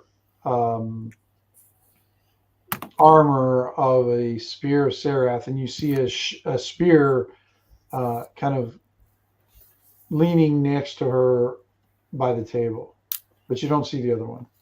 Is she an elf? Looks like an elf. Looks like an ash elf, a Kamatori. And Kamatori elves are known to be very savage, barbaric, and their people live north of the Comor Forest. There's like it's like a peninsula that kind of wraps around in a way, and their forest is ever burning. It's always burning, and was one of the main sites for the demon wars back in the day. That dwarves allied with the demons back in the time. So usually the Kamatori and dwarves do not get along, and they're very battle oriented, so to speak.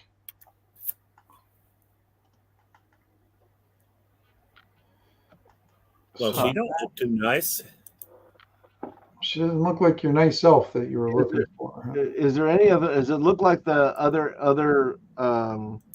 the other person's left? I mean, is there like there's two spares, or is there like somebody sitting there with them, or is this person completely by themselves? There's an empty mug next to her, or another mug next to her on that table.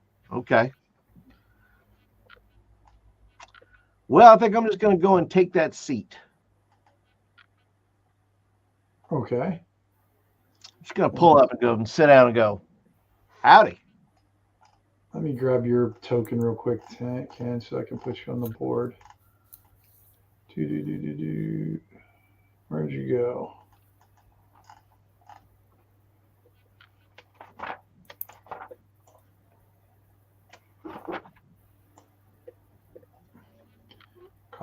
Copy. And then we got a big old dream all. There we go. Set them down there. And then go ahead, Eleanor, and go ahead and move your token over where you want it to. Okay. Do you have control over that token? Yep. Put it right there. Okay. Great. All right. Well, I'm going to sit right next to her right there. Okay. You see that her white hair is just covered in like sweat, and she's got road dust all over her face, and her shoulders are hunched as she's sipping at this mug. Give me another like intelligence roll. Okay.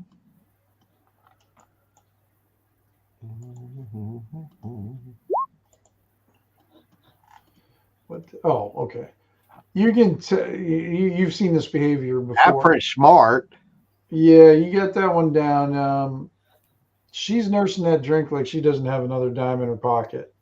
Oh. Well, I call out to what was the gentleman's name that talked to us earlier? Blake.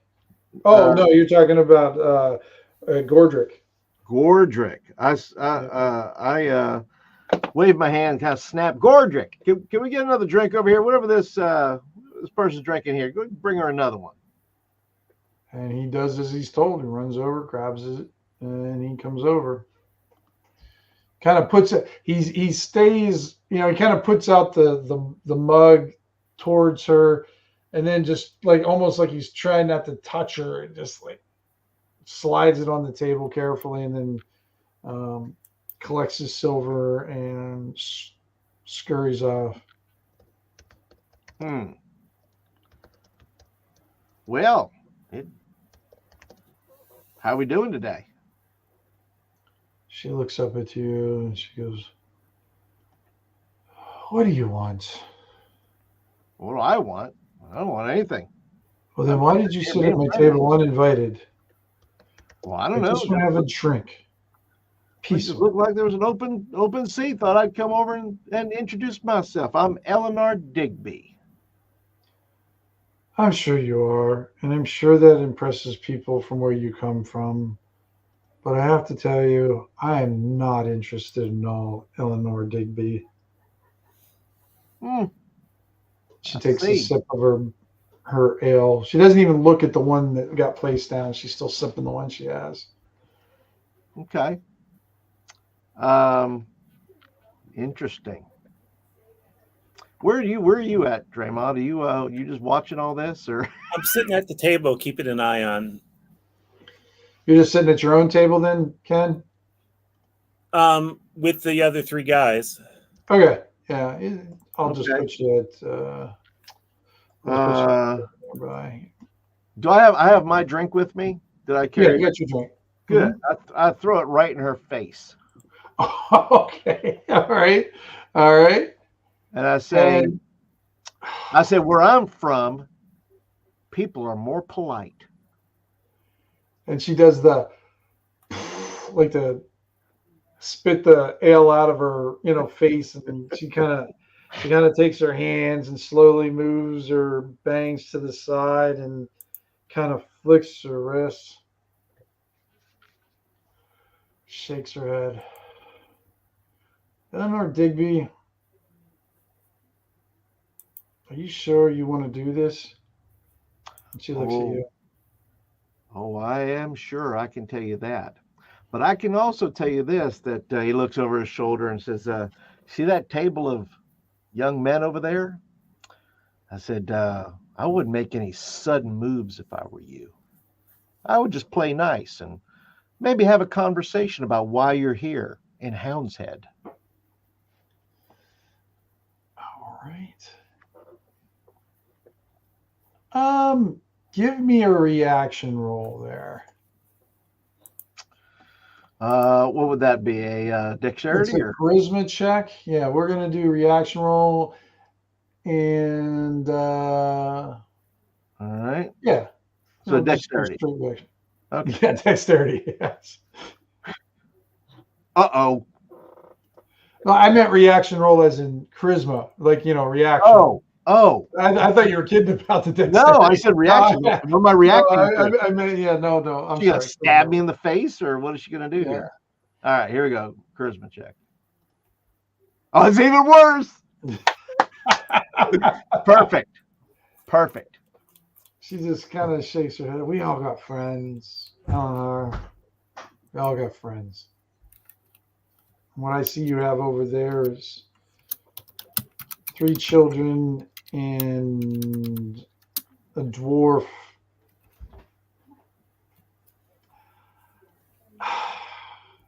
She picks up her spear. Oh, he says, wait. Don't forget my other friend standing right over there that brought you your drinks. And she looks over there. And when you say that, she kind of like, okay. And she looks at the undrank one that she got. I don't need that one. You can have it. You already spilled your last one. And she grabs her spear and she starts heading for. She walks around you You gonna do anything? She's walking behind me. Yep. She's Oh, walking around. Oh, that's not good. Yeah. Well, Got her Draymond, what spear do you? What is? I'd be interested to see if I know you're asking me, but Yeah, you doing anything, Draymond? So she's walking like she's leaving. Well, she's walking. It looks like she's got up casually. She's walking around. She's got her spear in her hand. The other spear is still there, so you haven't seen her friend yet. how close is that spear to me? Not that it would matter. I can't really use it, but Like right in between them where the two chairs are. It's like Okay. leaning against this one right here. I reached down. I reached down into as casual as I can, and I grab hold of my dagger Okay. just in case. I'm kind of banking on Draymond here that he's watching. So I'm Gotcha. going to get up and kind of casually, not make eye contact with her, but kind of, come on, guys, let's go. And don't make eye contact. Just look all casual, and we're going to walk over towards them. Okay. And she seems to be going the wide way around and then going down this way. So you're headed up this way, Ken. I don't think I gave you control over your token, so let me do that real quick. Token. Okay, and which way is she going? She's basically taking a wide berth around Eleanor to just stay away from her. Oh. Should be able to control your token now, Ken. Okay, show me which direction she's going. See where she's at now, Ken? Yeah. So she kind of just moved around like this. And now she's going south. Okay, I'm just going to walk towards the bar. Okay.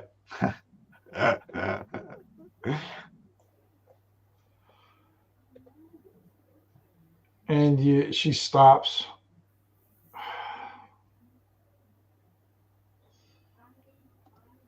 What? She looks at you. She looks down at you. Another demon-loving dwarf? Really?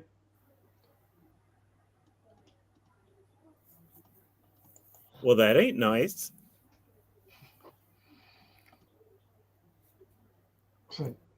What would you know about nice? Your people allied with the demons and destroyed my homeland. What would you know about being nice? Well, maybe I ain't got no love for demons. Well, then why are you bothering me? Well, maybe your homeland deserved to be ruined. And you see their knuckles on her hands tighten the spear. She's like, so you think so? Oh, I think lots of things, believe it or not. Didn't think this too good. And you see her, she goes back and she points her spear at you. And she's in, ready to roll mode. And she's like, so get out of my way or I'm going through you. All right, I'm going to cast a shield spell on myself. Okay.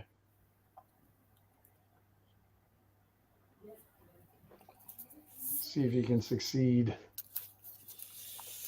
All right, I just want to test out your spell ones, huh? Probably start off failing right here. Why not? Might as well start off with a bang. So that's Shield of Faith.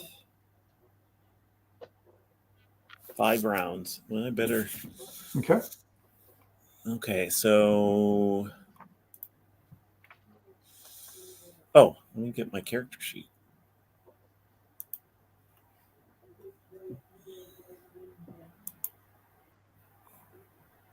Critical success. So what that does is it doubles one numerical value on your spell then, Ken.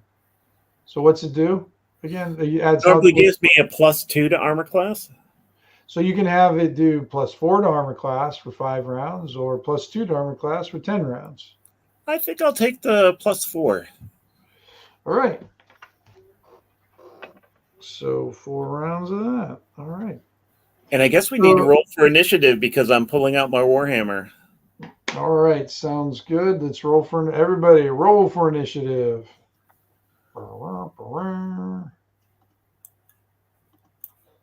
What is that? A D20 plus your dex, right? If I remember correctly. All right. Where's So initiative? Where's the initiative? What am I missing here? Where's the initiative roll? That's on the top of your. That's on the top. I was going to say it should be by your name. I think. Yeah, that's right. Oh yeah, right above your name. Yeah, it's in a weird location. Good grief! Nobody wants to go, huh? Hey, what about our boys? The boys, they don't really even have any weapons. Oh, they could wrestle. They probably mud wrestle and do some things. They can grapple.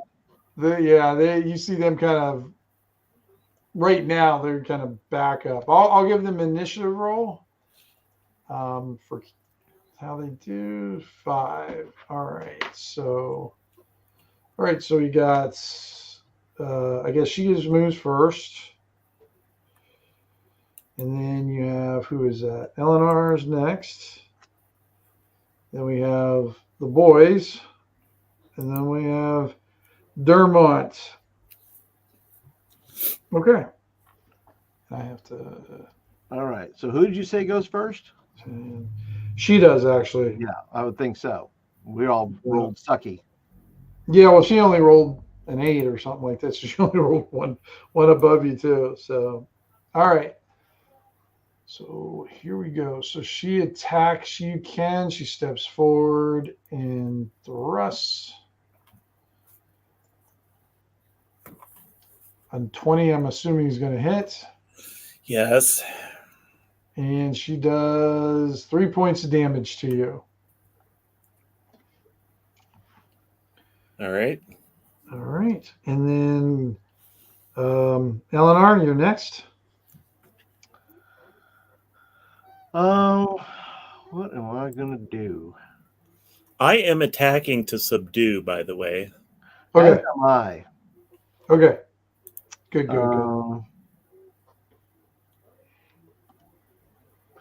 know what I'm going to do? I'm going to grab that other spear. I'm going to try this. This is going to totally not work, but I'm going to do it anyway, just because I'm crazy. Just because I'm a crazy hillbilly. I'm crazy. Yeah. I'm crazy like that. I'm going to grab that spear. Okay. And I'm going to jump on this table. Which table are you jumping on? This one right here. Okay. I'm going to come over here. I'm going to jump on this table. Give me a dex roll. We'll do a quick, we'll do an easy one for this one. Oh my gosh. Critical failure. Wow. Wow. So you jump on the table, you knock over, you see that runner in the middle, your foot gets caught in the runner, you fall backwards onto the table, your back kind of hits the edge of the table, so you fall off the table again. You knock out, you get some wind knocked out, and now you're laying face first, wind knocked out, and you don't know where the spear is because it fell out of your hand when you fell or anything like that. So it'll take you. What's your constitution? Constitution is a 12. A 12. So you got +1 for that? Yeah. All right. So you only lose. I'll tell you what. You got +1. Roll me a d4, and then subtract 1 from it. All right, D4. Be a 3. Oh my god! So you're out for 3 turns recovering yourself. Wow. 3 rounds or 3 turns? 3 rounds. I'm sorry. Oh yeah. Either way, it's not good. No. Yeah. Well, at least you're not like you're kind of over here, Eleanor, where you fell off, because that's where you jumped in, got tangled up, and fell off back over there. No, the proper thing would have been I would have impaled myself on the spear. Well, that would have been very funny also. Yeah. Yes, it would have. I thought about that. Dead. She's dead. Yeah. Eleanor, roll the news. Critical failure, impaled on a spear, trying to jump on the table. All right. And then you hear the boys kind of running. They're running over to Eleanor. You see them kind of all run over that way. So, Dermont, go ahead. All right, I am going to swing my Warhammer. Okay. Ew. And At least it wasn't a critical failure. It was not. Although if that would have been a critical failure, then I would have said, guys, just get your new. You got your backup characters ready? Yeah. The 5 of us get our butts kicked by a single elf and she does in front of a crowd. Finger, no less. Right? Oh gosh, too funny. Let me see. I thought I had these guys saved up there, but I do not. I am going to just use. Got to use a.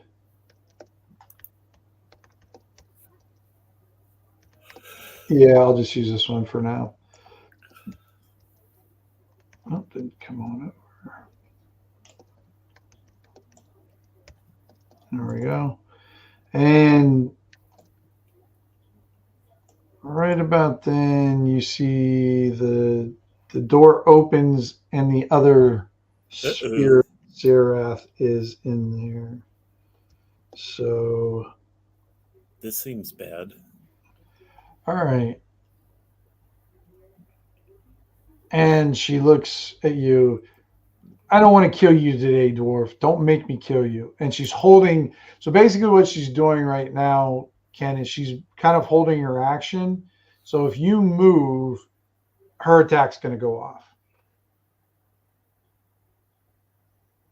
So, and then we got, so she doesn't attack, but she's holding her thing. So we got Eleanor's first round, her first round.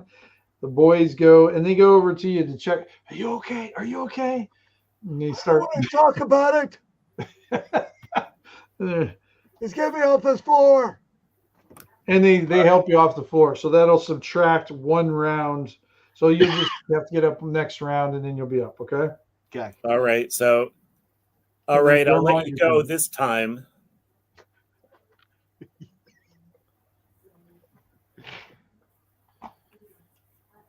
And she goes, get out of my way.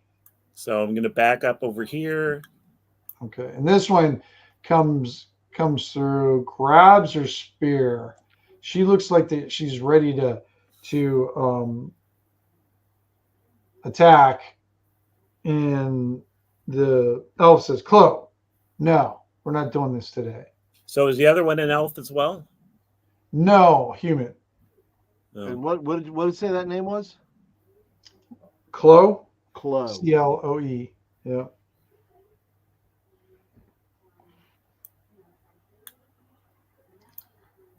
This one looks more. This one definitely. Chloe looks way more ready to battle than the elf does.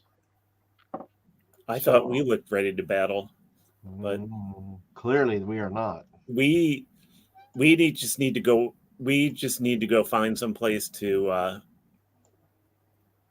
sleep just outside of town. Okay, so we can't stay here. And then about a little bit later, you see Gordrix pop up his head.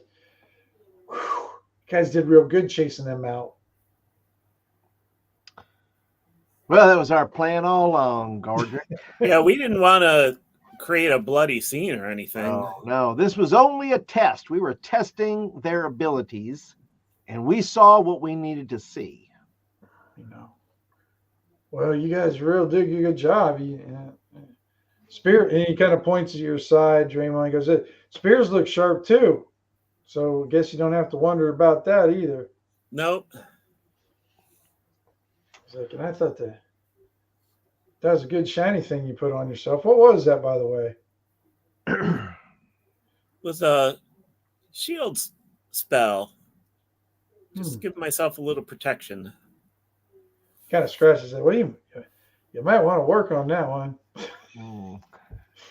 Hey, oh, if I would have been using my mace, so I would have had a shield, she wouldn't have hit me.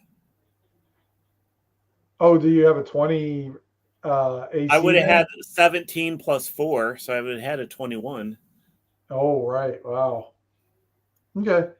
I get her. And then you guys see Lavinia come out of the back. It looks like she's got uh, a big cauldron of like soup, stew, or something along that. And it's a pretty heavy looking cauldron, but she's kind of hefting it, and she's taking it over to where you see the fireplace, and she hangs it up there. And then she hits a bell next to the fireplace, and then heads back. Well, dinner is ready, I guess. So I guess I paid what, 2 silver pieces a person? So far, you've I mean, I we don't know haven't what. paid anything yet, but Well, he was collecting money from you, the little guy. oh, okay. He would give you the drinks and then ask for money. So, like, you have 5. You guys together spent 7 silver on drinks. Okay, and now, Draymond, I will take care of the rooms since you took care of the drinks.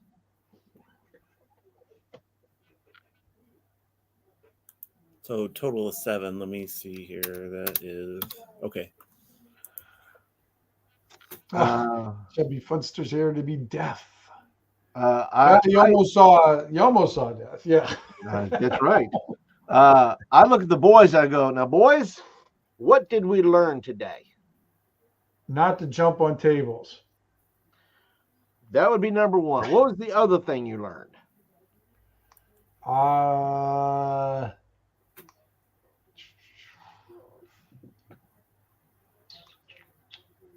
That you have to pay for your drinks when you get them.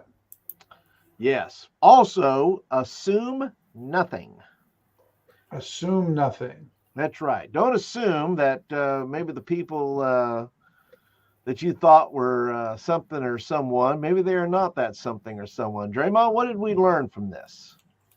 Well, I think one is when you have some extra guys with you, need to make sure they got some weapons. That is true. They got some. They got, like, you can see, like, one of them, like the big one, has like a skinning knife, but not much good for battle. Yeah. So, I mean, these what do I want to say? These spears of Sararath, we kind of, I'm not quite sure as to why they're here, but I mean, clearly they could have fought if they wanted to, but chose not to. right. Well, and it don't hurt too much. In fact, I'm going to do a healing spell. All right, go ahead. Oh, boy. Can you heal my ego? Because that's pretty bruised. So, how about that, boys? Healed myself. All right. Oh, I guess I didn't. Wait. You got to roll too. Yep, there we That's go. what you needed, isn't it? Yeah. Yep. All right. Yeah. You see him go, oh. And they kind of nod, and they look up at you, very impressed. Like they all seem pretty astounded by that. They're like, wow, you can heal. Wow, we've heard about, we would have one come through our village every now and then, but we didn't have one for our village. You don't want to just assume that it's always going to work, but it works most of the time. Right. Lesson. No assuming. No assuming. And no jumping on tables and no assuming. Right. That's bad move. And it's better to not get stabbed with a spear than to get stabbed, but I think we knew that one. Stay away from the pointy end, we used to say. So yeah, I think we got that one. And Lavinia is looking at you guys. Are you guys going to eat? Or are you guys just going to stand there healing yourself? Well, you see a bunch of other people. There's some bowls by the fireplace, and you see just people lying and kind of going up and getting a what do you call it, ladle full, putting it in the bowl, and then going back to their seat. And then as they're doing that, you see the dwarf come out with a big loaf of bread. And as he's giving the people the loaf of bread, they're sliding a couple of silver to him as he's doing that. All right. Well, I get out some silver and to pay for dinner. Mm-hmm. What will that cost me for 5 For people? all of you, it would be 10 people, or 10 silver. 10 silver. Okay. Yep, 2 each. All right. And I'll go through the line, and I guess we'll sit back at the same table again. Okay. And I'll look at Draymond and say, Draymond, what do you make of that? That they were not ready to fight. They were, they weren't. What can we make of this? I assume that they would, be here to cause some trouble, and maybe they're still here to cause trouble. But I'm not quite sure now what our next steps I think are. they're trying to avoid something that's going to throw them off of their whatever they're here for.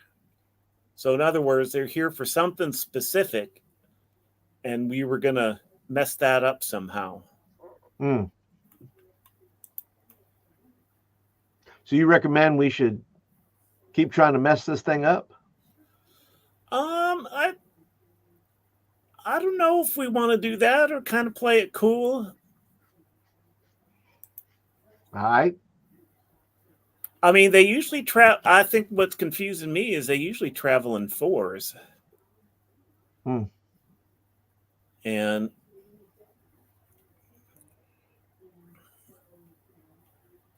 so, I mean, I think we can kind of keep our eyes on them to see what they're fixing to do. Okay. Well, that's what we'll do. I think that'll be our next step, is to keep our eyes open and see if we can find out anything else. Maybe our friend Blake has some more information. Or some other people in this town. Probably maybe some other people, because Blake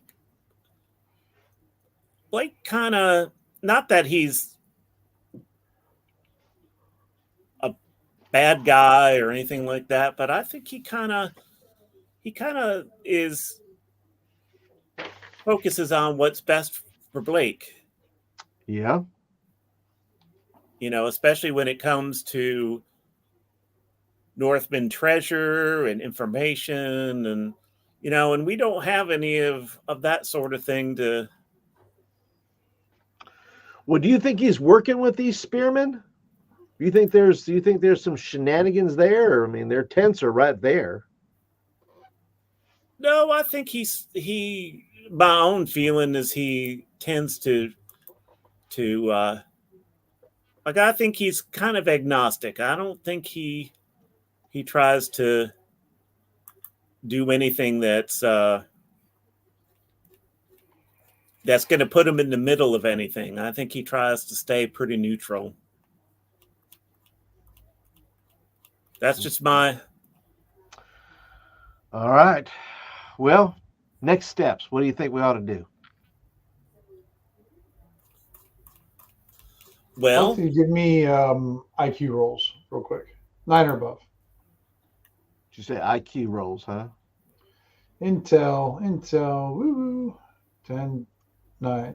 Barely. As you guys are in this in-depth conversation, you see 2 dwarves walk through the door, the front door there, kind of talking amongst themselves and chattering, but they sit up. I'm going to just use these tokens for right now, and they kind of plop right down there, and they call Gordrick over, and they're like, Gordrick, it's like, food, drinks, set us up. None of this swill by the. We want the. What do you got today, Venson, or was it something else? And he kind of looks back at Lavinia, and Lavinia is like, yeah, I've got more of it in the back. Get us some of that. And the dwarven ale, not that other ale you try to pass off as good ale. And then they kind of laugh at each other when they do that. You see a Lavinia kind of smirk, and And you guys, since you're here a little bit earlier or closer to that, she kind of tells Gordrick, make sure you charge her more. And then she goes in the back. So you see this other cask that's there. It's a little bit smaller of a cask, but definitely dwarven made. And he pours 2 drinks out of it, serves it up to them. And they're kind of getting this deep conversation. And you guys are still having your own little conversation, but you hear them talking about a mine and how are they going to, we need to figure out a way to get it. And he goes, I don't know anybody. We can't wait here all the time for everybody else to show up. And they kind of talk, and then the food comes out, and then they just start eating, and they stop talking and start eating and drinking. And when they put out their coin bag to pay for stuff, it hits the table kind of hard. Pretty heavy sounding. Mm. Okay, I'm going to get up and walk over. Oh, okay. And you see one of the dwarves looks up, looks at you, goes back to eat, and he looks at, another brother at Houndshead. It's good to see you. Join us. Well, he looks. Is that a tankard of? Oh, good. He smacks the ale out of your hands. He's like, oh, I always forget to get the guy's name. Godric, make sure he gets the dwarven ale, not this swelps. Come on. Why would you even do that? And he says, join. He goes, you look like you're hungry. Can we get you some food? How about your friends? Do you have many friends? Friends, join us. Come over and join us. Yeah, they're very small. Oh, they're humans small. Oh, okay. I thought they were halflings, but they're just small humans. He kind of pokes at one. He's like, you're a little fragile for this area, aren't you? So names. My name is what is my name here? Oh, Olgar. My name's Olgar. This is my brother. His name is Alric. Well, my name is Draymond. Draymond. Where do you come from, Draymond? I don't know you. Where do barbarian dwarves come from? Yeah. I don't know. You can just make something up, Ken. Yeah. I don't know. I don't know. Dwarves come from dwarves. Dwarves don't really even have a home. Actually, they just live where they can because their homeland was taken away from them, basically. Well, I grew up in the wilds. We kind of traveled from here to there, and you look like one of the forest people here. Yeah, we Okay. And he looks, and Elnar, or I guess he doesn't know your name yet, and you are? I'm Eleanor Digby, and I come from up around the Spoke Top Hill area. And they look at each other, and they go, Spoke Top. And they both, oh, so what do you find folks doing here? He looks at the kids too, and you tell Algar is more interested in talking to you guys, where Alric is more interested in like talking to the kids or teasing the kids and making faces at them and trying to make them laugh or whatever. So Algar goes, so what do you find gents doing in Comer? Gonna strike it rich going to exploring? Well, yeah. Go ahead, Jeremiah. Don't let me interrupt you. Well, I was going to say that we just met these boys on our way into town here, and they seem right interested in doing something useful, adventuring, and maybe coming across some treasure, but also Um, and we just come from what was the name of the town we were in? Spoketop Hill. Smoketop Hill, and well, they were looking for an elf to sacrifice, and my friend here, you can see you can see the problem. I see a conflict in that. Yeah. Why do they want to sacrifice an elf? Not this probably the first time. I mean, I wanted to, maybe punch an elf or two in the face once in a while, but never sacrifice them to. Of course. But yeah. Oh, okay. So you guys adventurers then? We're kind of interested in getting a small group of adventurers together to try to and they kind of look around. I guess keep secret, right? Dwarf to dwarf, dwarf to elf. Yeah. Well, we possibly found a mine that we need to clear out, but we're not.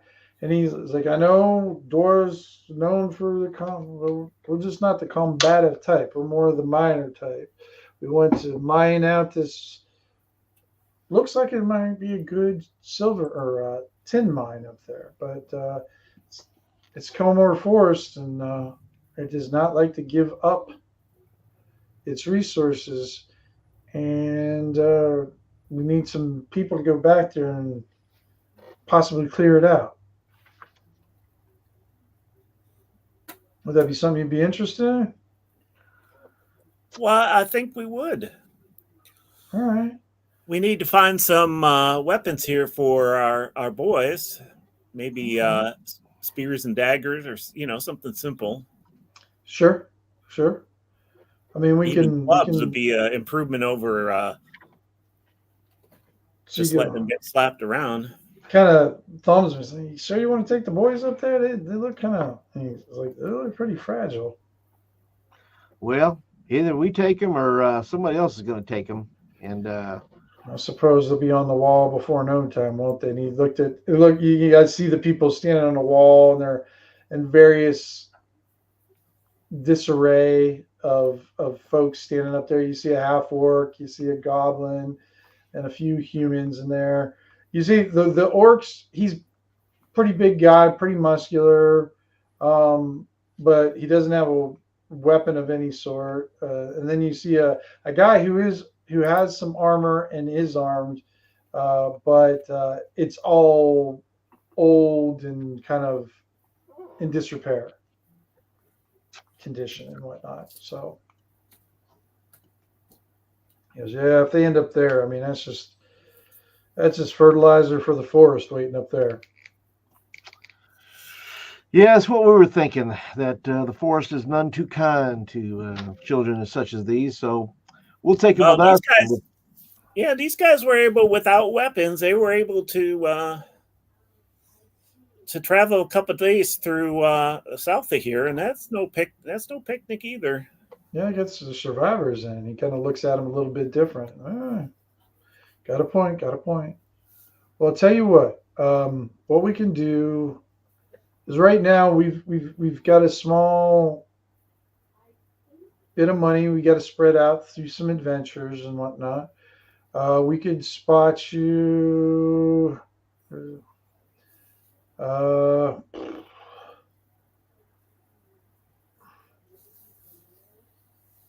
I guess we could go, and they kind of look at each other, and then they kind of get into close and here.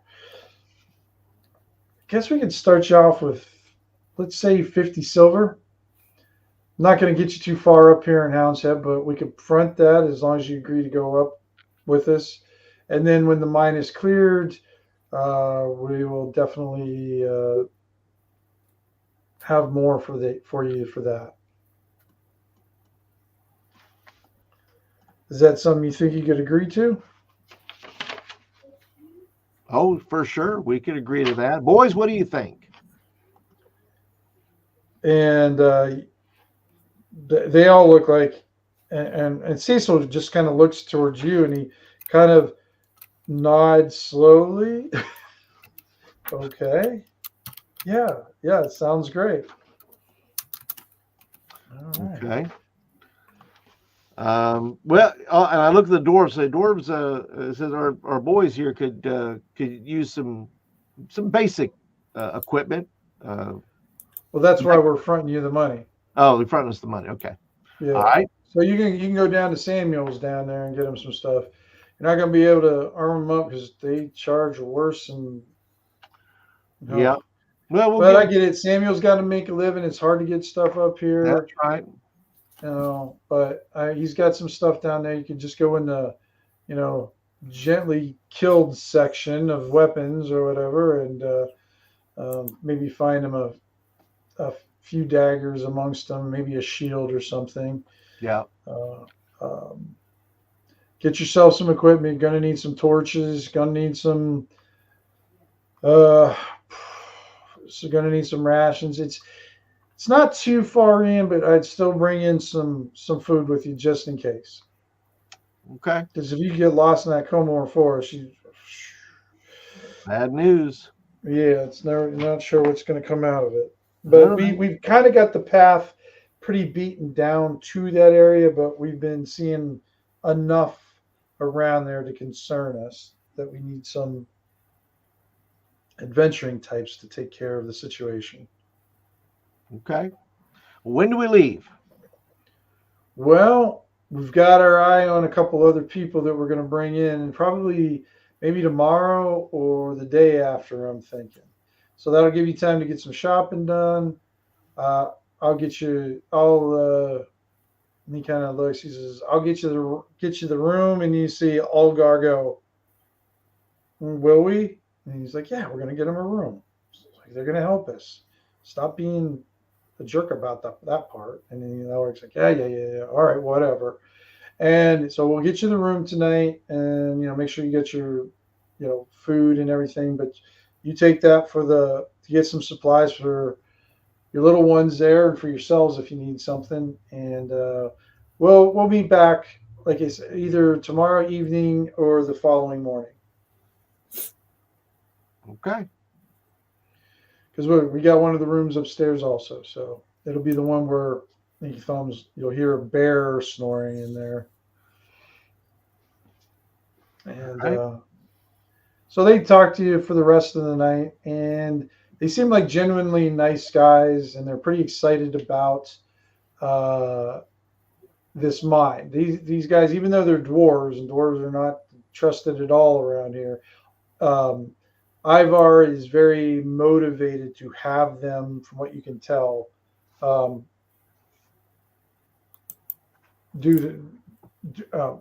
try to figure out the mining area. Does the mine have a name? Well, he goes, now that you ask it, yeah, we from what we've understood and the little bit that we knew, it's called the Stone Toad Mine.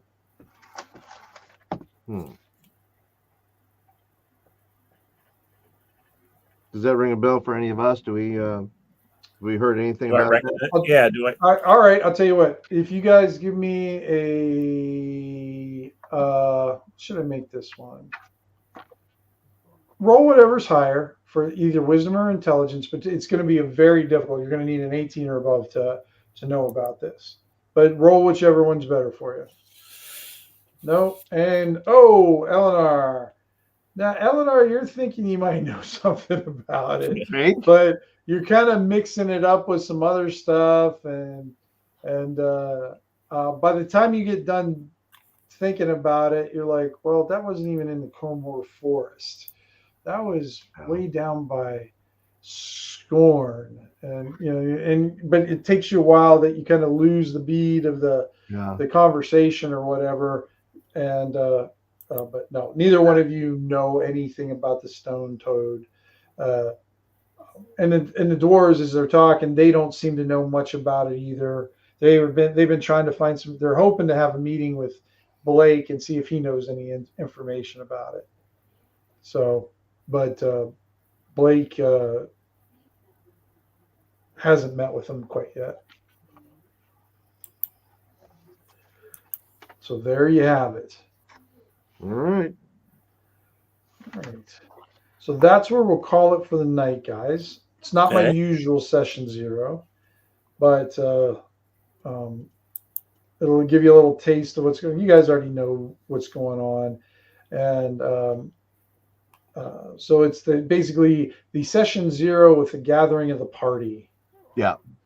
Kind of deal. So, Yeah. any questions though, or concerns, or things that, because I'll have it set up a little bit better.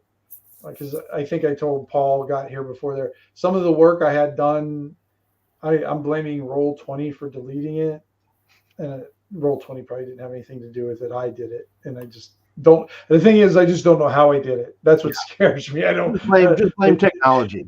That's all. Yeah, I'm just blaming technology. I had some things all set up, and then it's like, where did all this shit go? It's just gone now. Well, it was deleted. When was that? Was that Friday? Thursday night, Friday, when that whole Yeah. I was bummed because I brought my laptop home, so it was not plugged into a docking station, my work laptop. Right. Everybody had their work laptop plugged in, had it toasted by the whatever happened Thursday night, right, Friday morning, and they got to go home. Oh gosh, you got to go home, and yours, you had to. I mean, they had to sit around for a while before that happened, but right. But you guys, so I was sitting there by myself on. Couldn't you just Friday pretend? Oh, mine's not working either. It's not working at all. Yeah, whoops. Whoops, what the heck's going on? Tap, tap, tap. Oh, guys, I'm sorry. I'm gonna have to go home. We'll just blame CrowdStrike. That's all. Just blame those guys. Right. Yeah. So that's funny. Yeah, I think it was Thursday, or I think it was Friday night actually that it happened, because I was working on it, but I didn't realize I deleted it until Saturday night or something. Oh, okay. Like, but like I said, I delayed because I had all this stuff set up, and then it's sort of like, at least it didn't eat my maps. So are these two dwarves the other characters? No. Nope. You're the only. Well, I guess you got. So Joe's playing a dwarf fighter, I believe, because he is playing Columbo, and keeping with his 70s detective theme.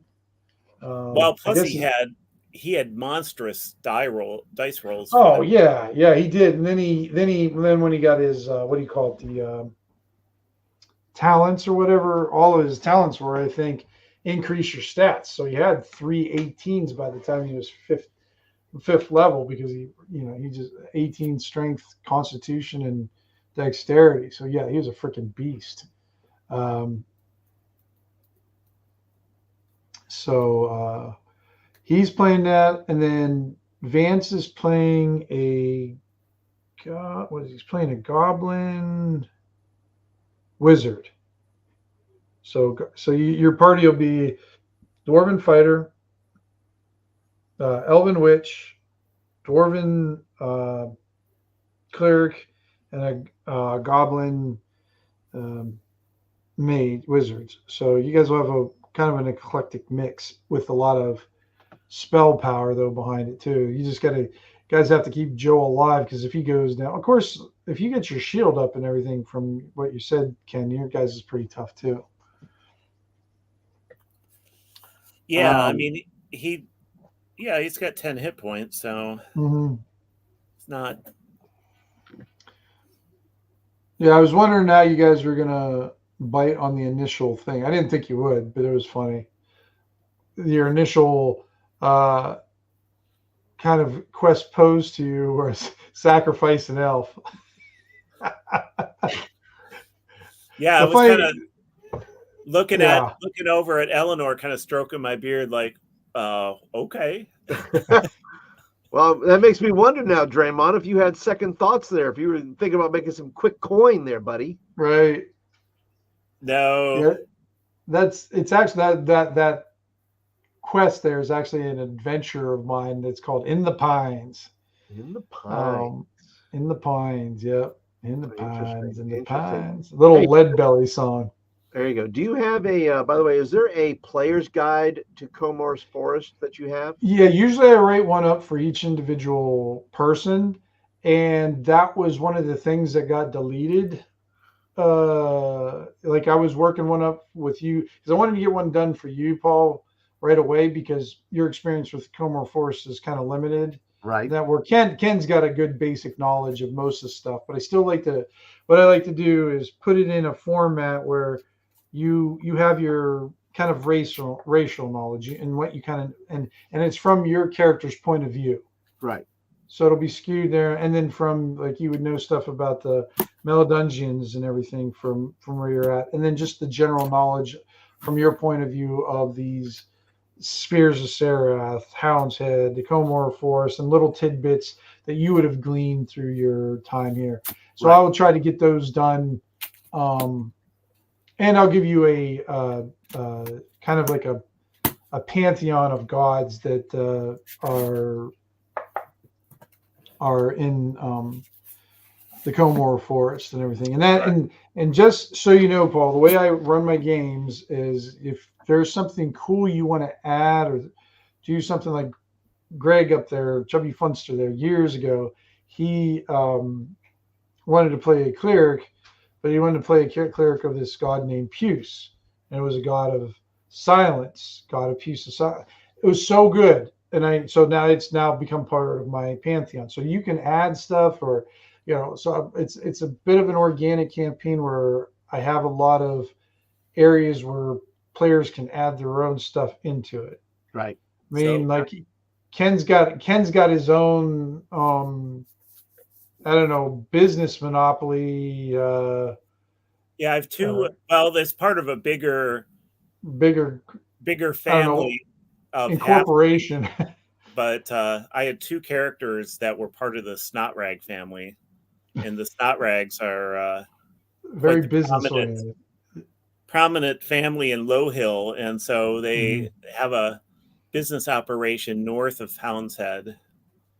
In a weird partnership with Rob's Cleric. Yes. Yeah. Rob's Cleric is basically almost what you are right now, Ken, in this game. So you guys are part of the honored ones, the honored hunters and stuff like that. So, yep. But yeah, I'll make sure I get that too because I do like having the players having that because I don't know how many times where I would start a campaign and then I would do something, but it's dumb because I made a dumb choice because I didn't have the knowledge to. Right. And I'm like, well, if I would have known that, I wouldn't have done that. And then of course it was sort of like, right, yeah. Anything you can give me little tidbits like that, or even I can always just copy the map off the hex, the hex map or whatever, just to get an idea of the where we're. And usually what I'll do is I'll like as you guys adventure, you guys will discover more of what's on the map and different things. Maybe then some of you might have some knowledge of where things are located ahead of time. And I'll give you guys a quick glance because I did it right before game, so damn it, I'm showing it to you whether you guys look at it or not. I think there it is. Avert your eyes. So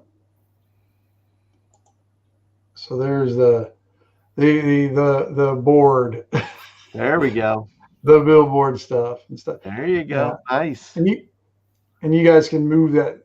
You can't move the board, but you can move all the little pieces on there too. So yeah, if something gets in the way, you can move that. But yeah, so that'll come into play if you guys should so choose and stuff for a side thing. But if you ever, I might want to send this to you guys also though, is the Hound's Head and just sort of like a general summary of each building and who's there and what they do. Yeah. Yeah. This was a layout I did years ago for it, and I always liked it so that way people would, know the services, remember the people, or so there's stuff right there. So right. Even though I forget myself too. So yeah. Well, thanks for running the game tonight. Yeah. Yep. So next week we'll have the whole party together. So I've run you guys in Vance together, or their session 0.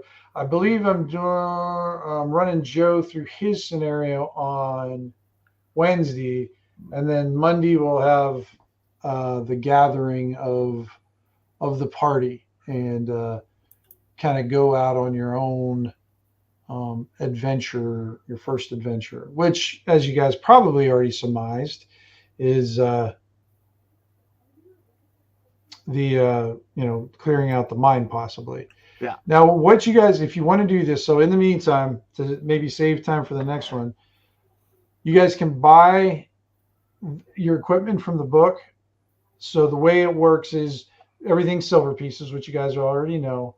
And since it's Hound's Head, double all the prices. So if something costs 10 silver, it's cost 20 at Hound's Head. Well, So you I guys think let me get my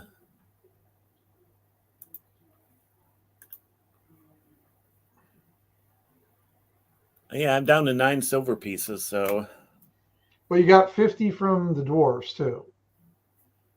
okay.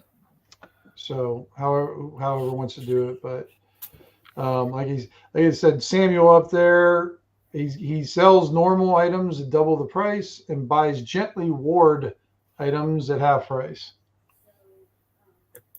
Okay.